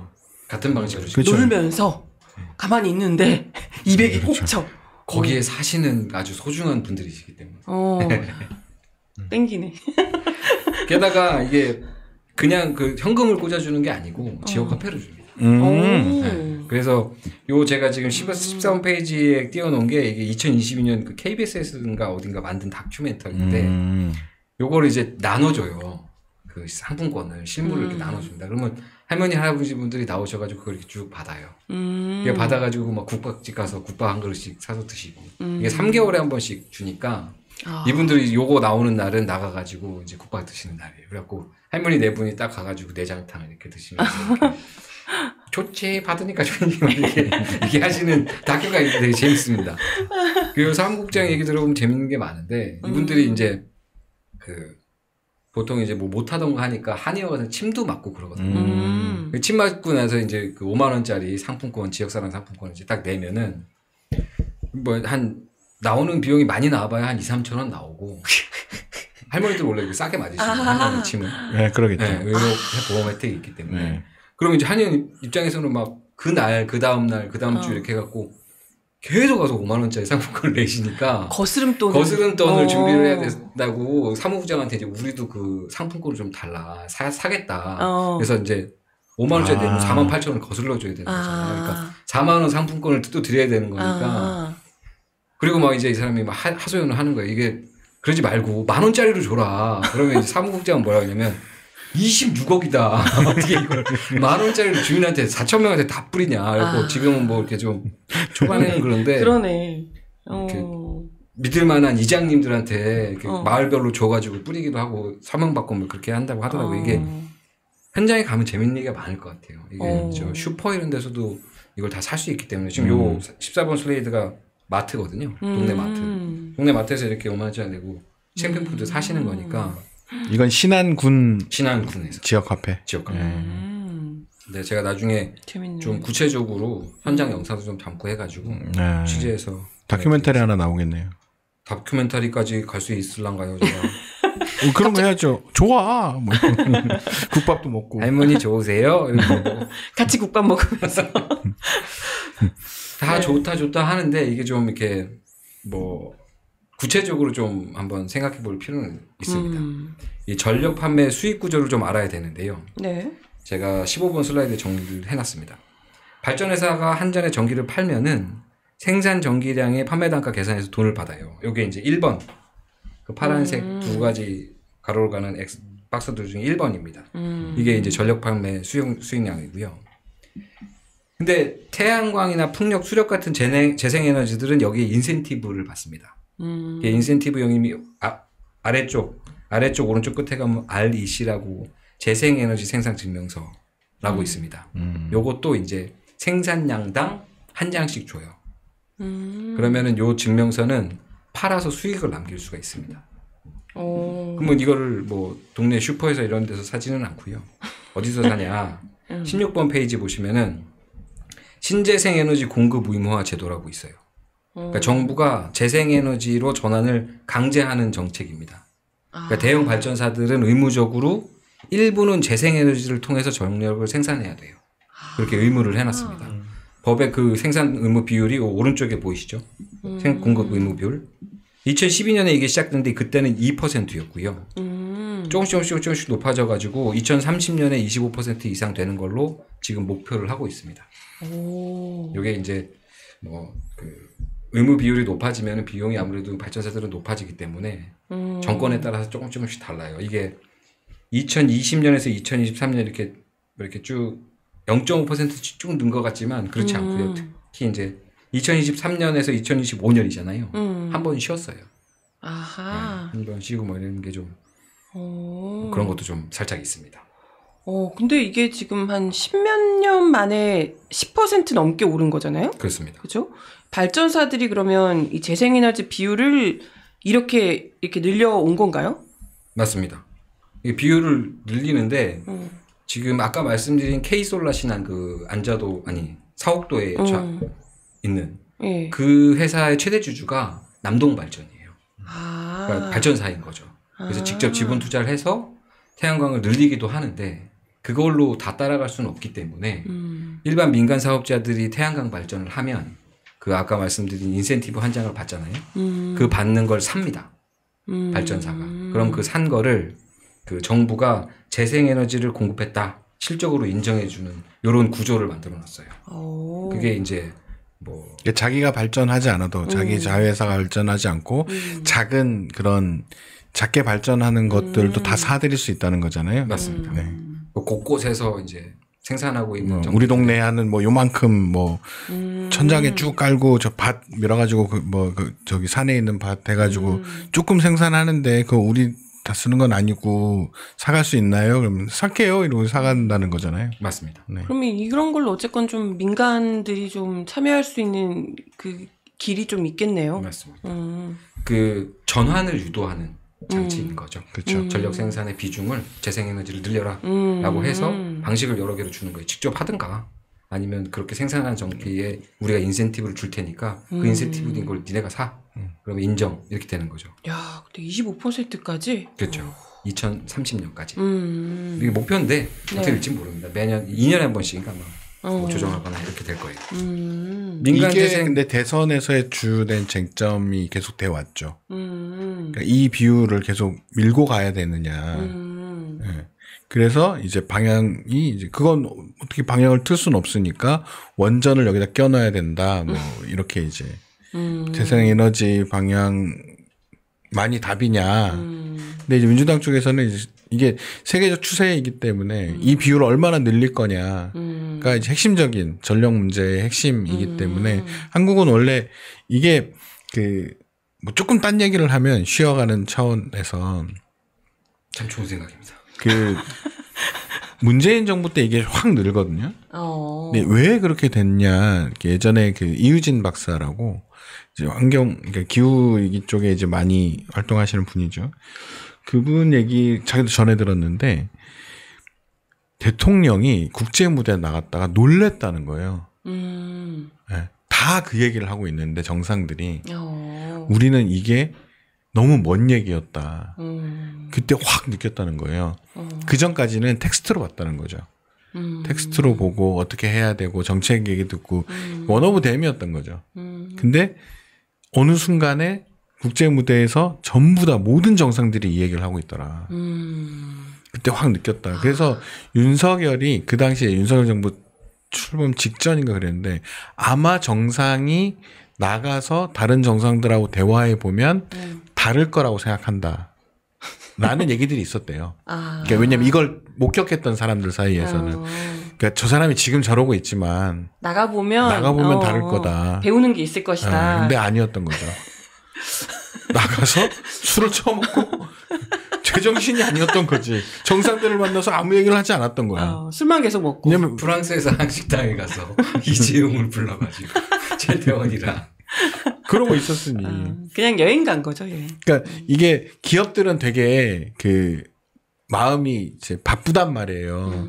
전체 글로벌 기업들이 다 그 추세로 가고 있고 거기에 부품을 대야 되기 때문에 이게 엮여 있잖아요. 그러니까 자기도 이 방향으로 아리백을 이제 채워 나가야 되는데 정부가 저러고 있으니 답답했던 거고 그렇기 때문에 대선 전에 이재용이 만난 것일 가능성이 높아요. 바쁘다 우리. 실제 언제까지 이걸 어떻게 해서 갈 수 있다고 생각하냐 이런 얘기를 들었을 가능성이 높거든요. 이재명한테 이제 속도를 좀 맞춰달라 우리 아리백 이거 맞춰려고 하면 그래서 언뜻 나와요. 유세마다 반도체가 내려가는 것 그다음에 송전 시설, 송전을 어떻게 해야 되는 이걸 굉장히 자세하게 얘기하거든요. 굉장히 여러 번 얘기해요. 이재명이 이 문제와 관련해서 그 얘기는 이재용하고 만나기 전후로 이거에 대한 학습이나 준비를 되게 많이 했을 가능성이 높거든요. 그래서 아마 달릴 거예요. 제가 볼 때는 그거의 일환 중에 하나겠죠. 요런 모델들은. 네. 그래서 국제 무대 나가면 이재명 후보가 아마 대통령이 되면 그걸 좀 더 자신감을 얻을 가능성이 높아요. 국제 무대 만날 때마다 그 얘기 하니까 너네 어느 정도까지 왔어? 다 그런 얘기 하고 있으니까 너네 몇 %까지 왔어? 아리백 저거 다 되는 회사들 몇 개야? 뭐 이런 얘기들 하고 있는 거죠. 근데 이렇게 들으니까 새삼 윤석열이 다니면서 얼마나 정말 창피한 짓을 많이 했을까 이런 생각하니까 정말 그랬을 거 아니에요. 그 한국은 좀 많이 달리고 있었던데 요즘 많이 쫓아왔나요? 그러니까 뭐를? 그 원전으로 하면 되잖아요. 애플은 아마 원전 안 받을 텐데. 뭐 괜찮아요. 한잔해. 세상 세상 아유 세상. 다시 정리를 해보면은 이제 정부가 발전회사들한테 의무적으로 재생에너지 생산비를 늘리도록 규제하고 있다. 근데 그 규제만 하면 안 되니까 생산자들한테 그 인센티브를 주고 있다. 이 구조를 좀 길게 말씀을 드렸는데 그렇게 말씀드린 이유가 이 신한 모델이 거기서 재원을 마련하고 있기 때문에 그래요. 그 18페이지를 보시면은 그 사옥도랑 지호 태양광 그 전력 생산하는 K솔라 신한은 전력 판매로 돈을 벌고요. 그리고 그 번 돈에 인센티브로 추가로 돈을 벌죠. 근데 주민들이 참여하면 여기에 인센티브를 한 번 더 줍니다. 그 한 번 더 주는 인센티브가 지금 18페이지에 정리해둔 내용이에요. 중간에 보시면 추가 REC 가중치 이렇게 나오죠. 0.2. 주민 참여 조건이 자기 자본 20%, 총사업비 4%, 아까 말씀드린 그 120억 정도 되는 돈을 집어넣게 만든 구조를 만들어 놓고 신한군 대부분이 다 이 조건을 충족시킬 수밖에 없죠. 아니면 허가를 안 내주니까. 다 충족을 하고 이 0.1을 더 주는 거예요. 원래 인센티브는 1만 주는데 거기에 0.1을 더 주는 거죠. 주민 참여해서. 그러면 아까 말씀드린 대로 사업자는 진행을 빨리 해서 좋고 주민들은 햇빛 연금 받아서 좋고 이 구조를 만들어 놓은 겁니다. 그러면 이 인센티브라는 건 돈이 어디서 나와요? 그렇죠. 그게 좀 이제부터 생각해 봐야 될 지점이 아닐까 싶어요. 19페이지 보시면은 아까 보신 그 말씀드린 대로 증명서 그 한 장씩 한 주는 인센티브. 그 인센티브는 판매사에서 사거든요. 전력 생산하는 회사에서. 지금 요게 그 작년인가 국감에서 공개된 그 인증서 구매 예상 금액이 한 6개 정도 되는 뭐 남동, 서부 뭐 이런 발전사들 한수원까지 원자력까지. 그래서 그 회사들이 사는 돈 2024년에는 3조 4천억 정도 요 인센티브를 통해서 주는 비용. 그게 이제 2030년까지 가면은 6조 9천억. 약간 2배 가까이 되는 금액으로 가게 된다. 그러면 이 발전사들이 이걸 사면 발전사들은 발전을 해서 당연히 한전에 팔죠. 되는 거거든요. 구조상. 그럼 한전은 그 전기를 받아가지고 소비자한테 파는 구조입니다. 그러니까 이 돈의 출처를 따라가다 보면 소비자들이 내는 전기료가 나온다. 이런 결론이 되는 거예요. 그래서 이제 요거를 보면 결국에는 이제 이재명 후보가 무슨 얘기를 꼭 붙이냐면 송전이라는 얘기를 해요. 그러니까 가까운 곳에 있는 사람과 멀리 있는 사람이 왜 똑같은 전기료를 내야 하느냐. 이 얘기가 꼭 붙이거든요. 그러니까 이거를 해설을 하면 수도권에 표 떨어지는 얘기긴 한데 수도권 돈 더 내라는 얘기예요. 수도권에는 태양광도 없고 화력발전도 없고 그쵸. 아무것도 없어요. 근데 여기서 전기 다 많이 쓴단 말이에요. 네. 그러면 여기에 있는 주민들과 국민들과 여기에 있는 공장들은 돈 더 내라는 얘기거든요. 멀리서 생산해서 가지고 오는데 그러니까 제가 볼 때 이 인센티브는 거기서 나올 거다. 그게 합리적이잖아요. 그러면 만약에 그게 억울해? 거기 있는 공장들이 억울해? 내려와. 이 얘기예요. 가까운 곳으로 내려와. 아리백이 필요해? 태양광과 풍력 발전이 있는 곳으로 내려와서 해. 그럼 되잖아. 이게 논리거든요. 그러니까 지역 균형 발전을 위해서도 뭐 그렇긴 한데 이게 원천적으로 가면은 저는 전기료 인상으로 가게 된다 생각이 돼요. 그러니까 차등 전기료죠. 멀면 멀수록 더 많이 내는. 송전 시설도 필요하고 송전 시설이 명분이겠지만 거기에는 여기도 이거 들어가겠죠. 생산하는 사람들에게 돈을 좀 주자. 저는 그게 합리적이라고 보거든요. 왜냐면 그 사람들이 다 혜택을 누려요. 서울에 살고 있다는 이유만으로 자기 동네에서 쓰레기도 처리 안 해. 자기 동네에서 전력도 생산 안 해. 근데 전력은 제일 많이 써. 밤 되면 서울만 위성사진 보면 서울만 이러잖아요. 다 새까만데 거기서 다 전력을 생산하고 있는 동네거든요. 이게 재생에너지가 더 확산이 되면 거기서 더 많이 생산이 돼요. 심지어 지금은 이제 서해안의 화력발전 이런 게 굉장히 중요하지만 갈수록 그 바닷가에 있는 많은 지역들이 전력 생산하는 곳이 될 거란 말이에요. 다 보내줄 건가? 보내줘야 한다면 돈 내라 이런 거죠. 저는 서울 사람들이 돈 더 내야 된다고 생각합니다. 근데 그게 뭐 얼마나 많겠어. 많아봐야. 근데 또 이제 좋게 생각하면 그런데 어떤 사람들은 뭐 이 지역 말고 다른 지역은 손해보는 거 아니냐 이렇게 생각하는 사람도 있을 수 있죠. 서울이요? 가라고 억울하면. 신안으로 가라고. 규모가 가구당 뭐 몇만 원 이게 아니라 뭐 몇천 원 몇만 원이 오를 수도 있죠. 근데 뭐 보통 전기료를 몇만 원씩 막 내지는 않으니까 몇천 원씩 이제 오르게 될 거고 겨울이나 이럴 때는 더 많이 올라가겠죠. 아무래도 노진이나 이런 게 있을 테니까. 근데 이거에 대해서 저는 뭐 사회적으로 고민을 해봐야 된다. 네. 이게 맞네 틀린 애가 아니고 누가 손해보네 이런 게 아니라 전제해야 되는 건 서울로 모든 자원이 집중이 됐고 그것은 역으로 지역은 빼앗겨 왔다는 거예요. 굉장히 오랜 세월 동안 이것을 나누어 주는 것이기도 하고 그것을 다 떠나서 지금 상황에서 놓고만 보더라도 자기 지역에서 생산하지 않고 있는데 네. 그 비용은 더 치러야 되는 게 맞죠. 네. 맞습니다. 그래서 이게 같은 국민인데 같은 전기를 사는데 왜 돈을 더 내냐. 운송비가 들어. 똑같은 맞아. 얘기 해줄까요? 제주도 사람들은 택배가 5,000원이에요, 기본이. 맞아. 여기 3,000원 내시잖아요. 도서지역 5,000원 써 있어. 맞아. 같은 물건 사는데. 그래서 그거에 대해서 뭐라고 그래요? 제주도 사람도 별로 그거 좀 낮춰주면 안 되냐? 그건 뭐 인정을 하겠는데 조금 한 4,000원 뭐 거기도 그런 주장이 있거든요. 아예 그냥 동일하게 가야 된다. 어차피 물류로 오는 거 아니냐. 실제 그게 발생하느냐 이런 얘기도 하지만 여기서 가는 건 있으니까 뭐 여기서 출발하는 거야 뭐 어쩔 수 없잖아요. 돈 내잖아요. 그렇지. 전기도 보내는데 돈 들어요. 생산하는 데서 피해가 발생하고 그럼 그거에 대한 값을 치르는 게 맞죠. 그리고 가까운 데서는 싸게 해주고 오히려 생산 원가보다 더 낮춰줄 수도 있죠. 그리고 지금 얘기는 그들에게 돈을 주자라는 거잖아요. 그러네요. 그렇죠. 보니까 뭐 한 3, 4조인데 뭐 3, 4조를 조성해 줘야 된다. 수도권에서. 네. 그것을 사회연대라고 부릅니다. 그러니까 사회는 어떤 정신으로 운영이 되느냐. 연대의 정신으로 운영이 되는 거죠. 자, 우리가 얻는 게 있다면 저들에게 나눠주는 게 있고 저들이 얻는 게 있다면 우리에게 좀 나눠주는 게 있고 이런 정신으로 사회가 운영이 될 필요가 있는데 저는 이 햇빛 바람 연금이 좋은 거야. 여기에 기저에는 그 좋은 거를 우리가 만들어야 돼. 라는 정신이 필요하다. 수도권은 손해를 보면 안 돼. 그렇게 살지 좀 마라. 그렇죠.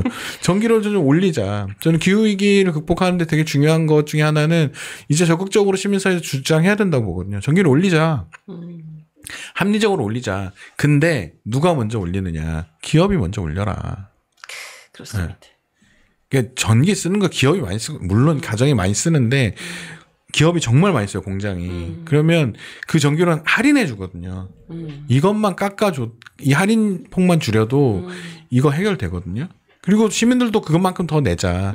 그리하여 그쪽으로 가는 돈을 더 많게 하고 그러면 난 저기 내려가서 할래. 이런 사람 생기면 더 좋고요. 그런 데가 많아지면 좋은 거잖아요. 그렇게 해서 재생에너지는 해결할 수 있고 한국은 이준석이 태풍 얘기해가지고 난리가 났는데 태풍 불면 한계 풍속이라고 하거든요. 한계 풍속까지 가기 정말 힘들어요. 제주도에서 지난 태풍 때 제주도 전체 전력량을 다 생산해 버릴 수 있는 상황이 됐다고 하잖아요. 풍력 발전으로. 그러니까 태풍이 오면 그게 최대까지 돌려요. 근데 이 한계 풍속을 넘어가면 멈춰야 되거든요. 그런 날이 며칠 없다는 거예요. 네. 그럼 어떻게 할 거냐 이렇게 얘기했는데 그 얘기는 뭐냐면 한국의 풍력 발전이 꽤나 생산성이 있다는 상황이라는 것이고 그리고 한국에서 무슨 태양광 발전이냐 얘기하지만 한국은 되게 일조량이 높은 나라예요.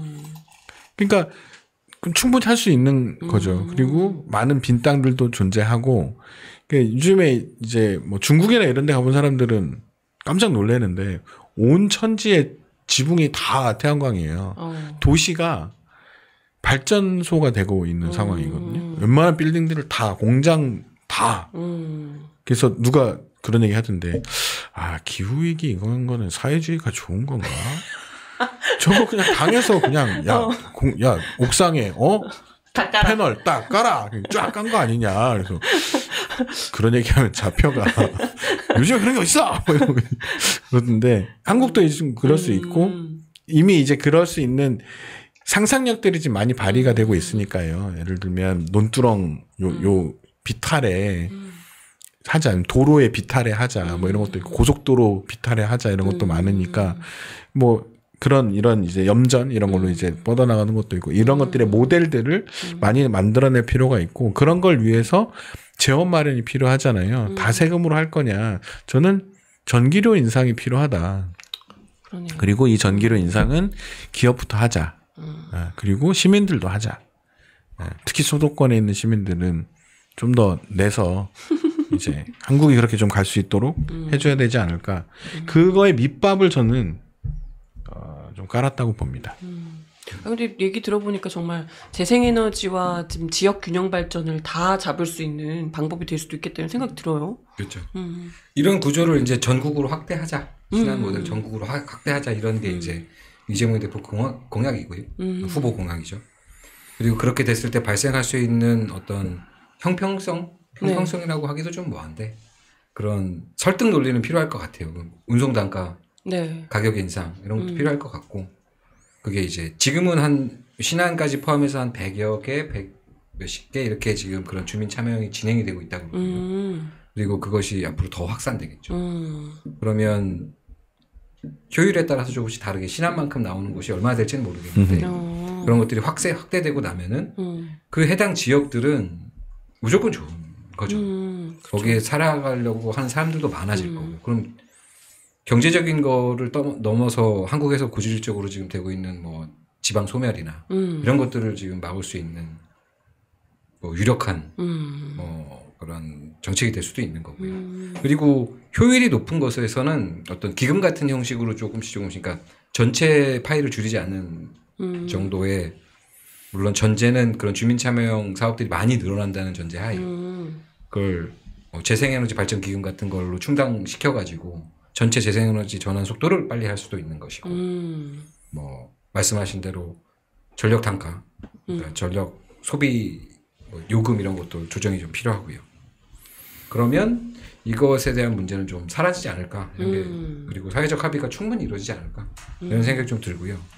참고로 하나 더 준비했는데 아까 말씀하신 그 이준석이 지난번 그 경제토론인가요? 네. 거기서 간헐성 얘기하면서 AI 그 데이터 센터 이런 게 전기를 얼마 많이 잡아먹는데 뭐 바람기 돌려가고 되겠냐 이런 소리를 했거든요.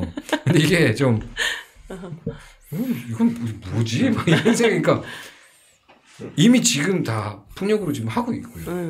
그리고 그 태양광으로 다 지금 쓰고 있거든요. 그리고 제가 요 22페이지에 이제 그 토론 때 뭐라 그러냐면 이재명 후보가 수력 발전 아니 양수 발전으로 할 수 있다 뭐 이런 얘기를 해요. 양수 발전이 그 산 중턱쯤에 호수 같은 거 만들어 놓고 이렇게 밑에 쭉 이렇게 파이프 같은 걸 하나 빼가지고 아래로 흘려보내는 거예요. 그래갖고 저녁에는 전력 단가가 싸거든요. 근데 생산이 계속 되잖아요. 그러니까 그때 펌프를 돌려가지고 밑에 있는 물을 위로 막 올려요. 그 호수에다가. 그리고 낮에 흘려보내면서 수력 발전을 하는 그게 양수 발전이거든요. 뭐 곳곳에 있는데 그렇게 하면 되지 않냐. 그리고 저장장치 ESS라고 뭐 잘 아시듯이 배터리 같은 거에다가 충전해놓고 하면 되지 않냐. 이게 그 내용인데 이건 상식적인 내용이잖아요. 근데 이거를 굉장히 크기 때문에 안 된다 뭐 이렇게 주장을 한 거거든요. 근데 이게 23페이지에 보시면 이게 마지막 페이지인데 요즘에는 뭐 분산 에너지 가상 발전소 그래가지고 세상의 모든 건 다 고도화되고 있습니다. 이준석 후보가 거기서 잠깐 멈췄는지 모르겠는데, 그러니까 여러 전원을 효율적으로 쓸 수 있는 시스템들이 계속 발전하고 있어요. 그러니까 뭐 태양광 풍력이 어느 순간에 그 제어가 돼야 되고 말씀하신 대로 태풍이 왔을 때 빨리 돌면 다 끕니다. 그래서 다 꺼요. 그리고 그때는 생산이 안 돼요. 그리고 필요할 때 야, 바람 때문에 바람이 안 부는데 안 되네. 바람이 안 부면 당연히 햇빛이 쨍쨍 찌겠지. 그럼 태양광에서 땡겨 올 거예요. 이게 변전소 뭐 개폐형 뭐 이런 거 다 있어요. 지금 실제로 쓰고 있는데 그걸 많아지면 되는 거거든요. 그러니까 맞아. 지난만 해도 8기가와트를 지금 풍력으로 땡긴다는 거니까 한 두 지역만 지금 여기로 보면은 뭐라고 써있냐면 분산 전원 관리 시스템. 분산 전원 관리. 네, 전원이 분산되어 있을 때 관리하는 시스템. 아. 네. 그러니까 이거 보면 그림에 나오잖아요. 태양광 에너지 수력, 뭐 풍력 이렇게 다 땡겨갖고 가상 발전소라는, 그러니까 하나의 발전소라는 개념을 만들 수 있다는 거죠. 그래서 이 하나의 가상 발전소가 지금처럼 여러 군데 뿌려줄 수 있는 분산을 할 수 있다는 거예요. 이게 뭐 SK 에코플랜트 이런 데서 막 힘줘서 막 밀고 있는 사업입니다. 근데 안 되는데? 이 얘기를 하면 태풍은 안 되는데? 그러면 최태현이 짜증내겠죠. 쟤 뭐니? 이 사람은 뭐지? 막 이런. 세상 똑똑한 척 맨날 하면서 참. 심지어 제가 이거를 이번에 준비하면서 공부했는데 이런 정도 수준인 거거든요. 그래서 이거 설득하려면 이준석을 설득할 수 있는 방법은 쉬워요. 뭐요? 펨코에 올리면 되잖아. 좀 있으면 펨코에 올라올 테니까 설득될 거예요. 그래서 지금 이미 이 가상발전소나 분산 에너지 시스템 이런 거를 통해서 물론 이제 일면 타당한 것도 있으니까 저 미국의 마이크로소프트 애저나 이런 데서 하는 초대형 이런 건 아직 감당이 안 되죠. 왜냐면 전원 생산량 자체가 안 되니까. 그건 세계 한 두세 개밖에 없으니까. 근데 중규모 소규모 데이터 센터들은 충분히 운영 가능한 수준이고 그걸 발전시키자고 하는 거잖아요. 지금 생산량을 늘려가지고 그것도 감당시킬 수 있게 해서 아리백을 달성해서 경제를 발전 이런 식으로 앞으로 나가는 방식으로 정치인이 해야지. 안 되는데 어떻게? 인벤토리에서 칼 꺼내가지고 찌르고 빼고 그렇게 하면 안 된다. 왜? 배터리 쓰면 불 난다잖아요. 불 안 난 지가 몇 년째인데 지금. 그건 또 현대차가 들으면 가슴 아플 얘기야. 우리 이제 불 잘 안 나. 기업인들에게 다 기피 대상. 그렇지. LG 에너지 솔루션 이것 때문에 굉장히 고생을 많이 했는데 지금은 그 소요가 사라졌죠. 왜냐하면 BMS라고 해서 관리 시스템을 되게 잘 제어할 수 있도록 안정적으로 운영을 해놨기 때문에 불 잘 안 나잖아요. 요즘 ESS. 그렇죠. 근데 이제 그렇게 어쩌다가 발전소에 불이 날 수는 있죠. 그 얘기는 그대로 돌려줄 수 있죠. 그러니까 원전하지 말자는 거다. 그런 재생 에너지를 저장하는 장치에서 불 나면 불인데 만에 하나 불이 나는 거잖아요.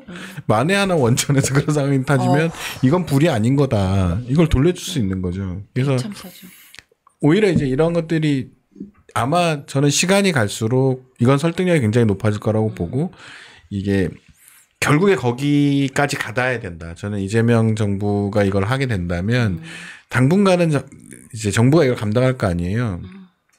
저는 시민들이 여기에 참여할 수 있도록 해야 된다. 네. 그거의 방법 중에 여러 가지도 있을 거예요. 내가 전기요금을 올리는데 예를 들면 그 지분을 밖에선 살 수 없나? 이런 것들도 고민할 수 있는 거죠. 대신 비율이 달라질 수는 있겠죠. 그렇죠. 주민들이 할 수 있는 비율과 외부에서 할 수 있는 비율이 좀 달라질 수도 있고 그러면 나도 펀드에 참여를 하고 나는 돈을 더 내지만 이걸로 대충 또이또이 뭐 이럴 수도 있는 거니까. 그게 이재명이 얘기했던 국가펀드, 국부펀드 네. 그런 개념. 거기다 투자하는 거죠. 야. 그렇게 해결할 수도 있잖아요. 그러면 내가 좋네. 좋아. 뭐 한 달에 전기세 한 2만 원 더 내고 전기료 2만 원 더 내고 저 펀드에서 1년 배당으로 24만 원 받으면 되는 거 아니야? 이렇게 생각하면 마음 편해요. 그렇죠. 알려주세요. 하고 싶어요. 이게 그 정리를 하면은 정부가 계속 그렇게 재생에너지 정책을 하고 있는 거고 거기에 어떤 그 인센티브를 주민의 개입을 통해서 아주 잘 끌어온 모델. 이것이 나중에 효율 좋은 곳에 가면 지금은 20만 원, 이 4인 가족이 20만 원이지만 진짜 불과 얼마 안 남았으면 7년 정도 뒤에는 신안에선 200만 원씩 4인 가족이 받을 수 있게 되는 구조가 생긴다. 그리고 그거는 뭐 형평성 문제를 논의할 건 아니다. 왜냐하면 여러 가지 정책 목적, 재생에너지를 빨리 할 수 있는 어떤 유인이니까 여러 지자체에서 하고 싶을 거잖아요. 나 같아도 군수면 하고 싶었다. 다 하고 있어요. 그래서 열심히 하고 있고. 뭐 그러겠죠.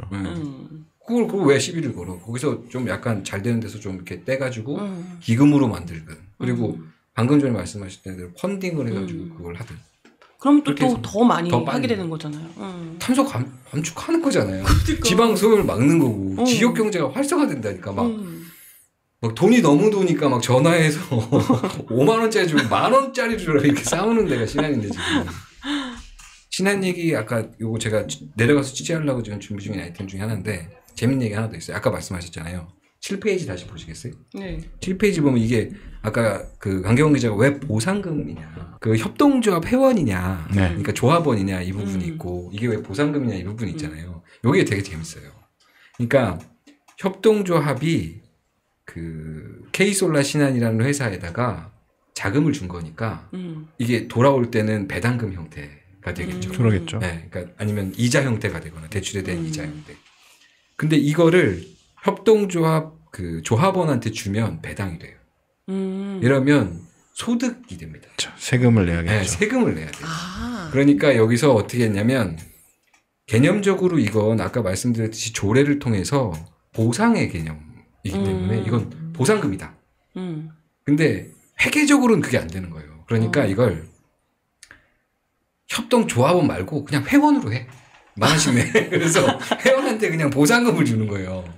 이런 방식으로 했지를. 이게 왜 수요가 생겼냐면 대부분이 할아버지 할머니들이거든요. 근데 여기서 배당을 받아버리니까 지역에서 하는 그 쓰레기 줍는 거 있잖아요. 공공근로. 거기서 탈락이 되는 거예요. 사람들이. 그렇죠. 그리고 연금도 달라지죠. 네, 연금도 달라지고. 그러니까 야 우리가 20만 원 받자고 50만 원 날린다니까 막 이렇게 되는 거죠. 그러니까 그걸 다 바꾸고. 현실적 문제가 있죠. 네, 실질적 문제가 발생하니까. 그러니까 계속해서 제도가 이렇게 발전해 나가고 있는 상황인 거죠. 이게 진짜 보통 머리를 써야 되는 게 아니다. 제가 늘 그러지 않습니까? 대한민국 공무원들 똑똑하다고, 꼼꼼하다고. 일을 잘하는 사람만. 네, 일을 잘하는 사람. 물론 이제 그게 요구 조건이 높다는 건 할 수 없는 거죠. 근데 그 요구 조건을 다 따라가진 못하지만 꽤 꼼꼼하게 일들을 하고 있고 이 수정안들을 많이 만들어내고 있습니다. K솔라 신안 같은 걸 하나 만들어야겠다. 아 그거 좀 돈 있으시면은 K솔라 민소. 아니 난 혼자 그래서 김문수 후보나 이준석 후보나 특히 김문수 후보 그런 얘기 하는 거죠. 카르텔이라고. 이게 카르텔이야. 운동권 출신들이 이런 걸 만들어 가지고 돈을 벌고 있다. 자기도 참여하시면 되잖아요. 그렇죠. 하시면 되잖아. 하지만 원전이 더 중요하니까. 아니 하면 되잖아. 이 사람들 협동조합 뭐 돈 많이 벌어야 카르텔인데 이 사람들 그냥 딱 고정 수익이요 들어오는 그 신안 K솔라 신안에서 넘어오는 거에 5%만 딱 먹을 수 있으면 딱 경상비요. 인건비랑 자기 운영비 거기서 무슨 부기여가를 누린다고 그걸 갖고 카르텔이래. 나 미치겠네 진짜. 자기들 못하는 것도 아니면서 하면 할 수 있는 건데 자기들은 원전 주장하느라고 그런 거잖아요. 몇백억을 땡기거든요. 원전 마피아들은 더 심하지. 어쨌든 그렇습니다. 재밌네요. 잘 다녀오시기 바랍니다. 언제 가십니까? 저기 일단 방송이 빨리 끝나야 될 것 같습니다. 네. 알겠습니다. 오늘 가진 않으시잖아요. 아닙니다. 지금 이미 지금 염전에 서 계신 것 같아요. 거기 가면 방송 안 들어가잖아요. 취재하면. 아니 갔다 와서 하셔야지.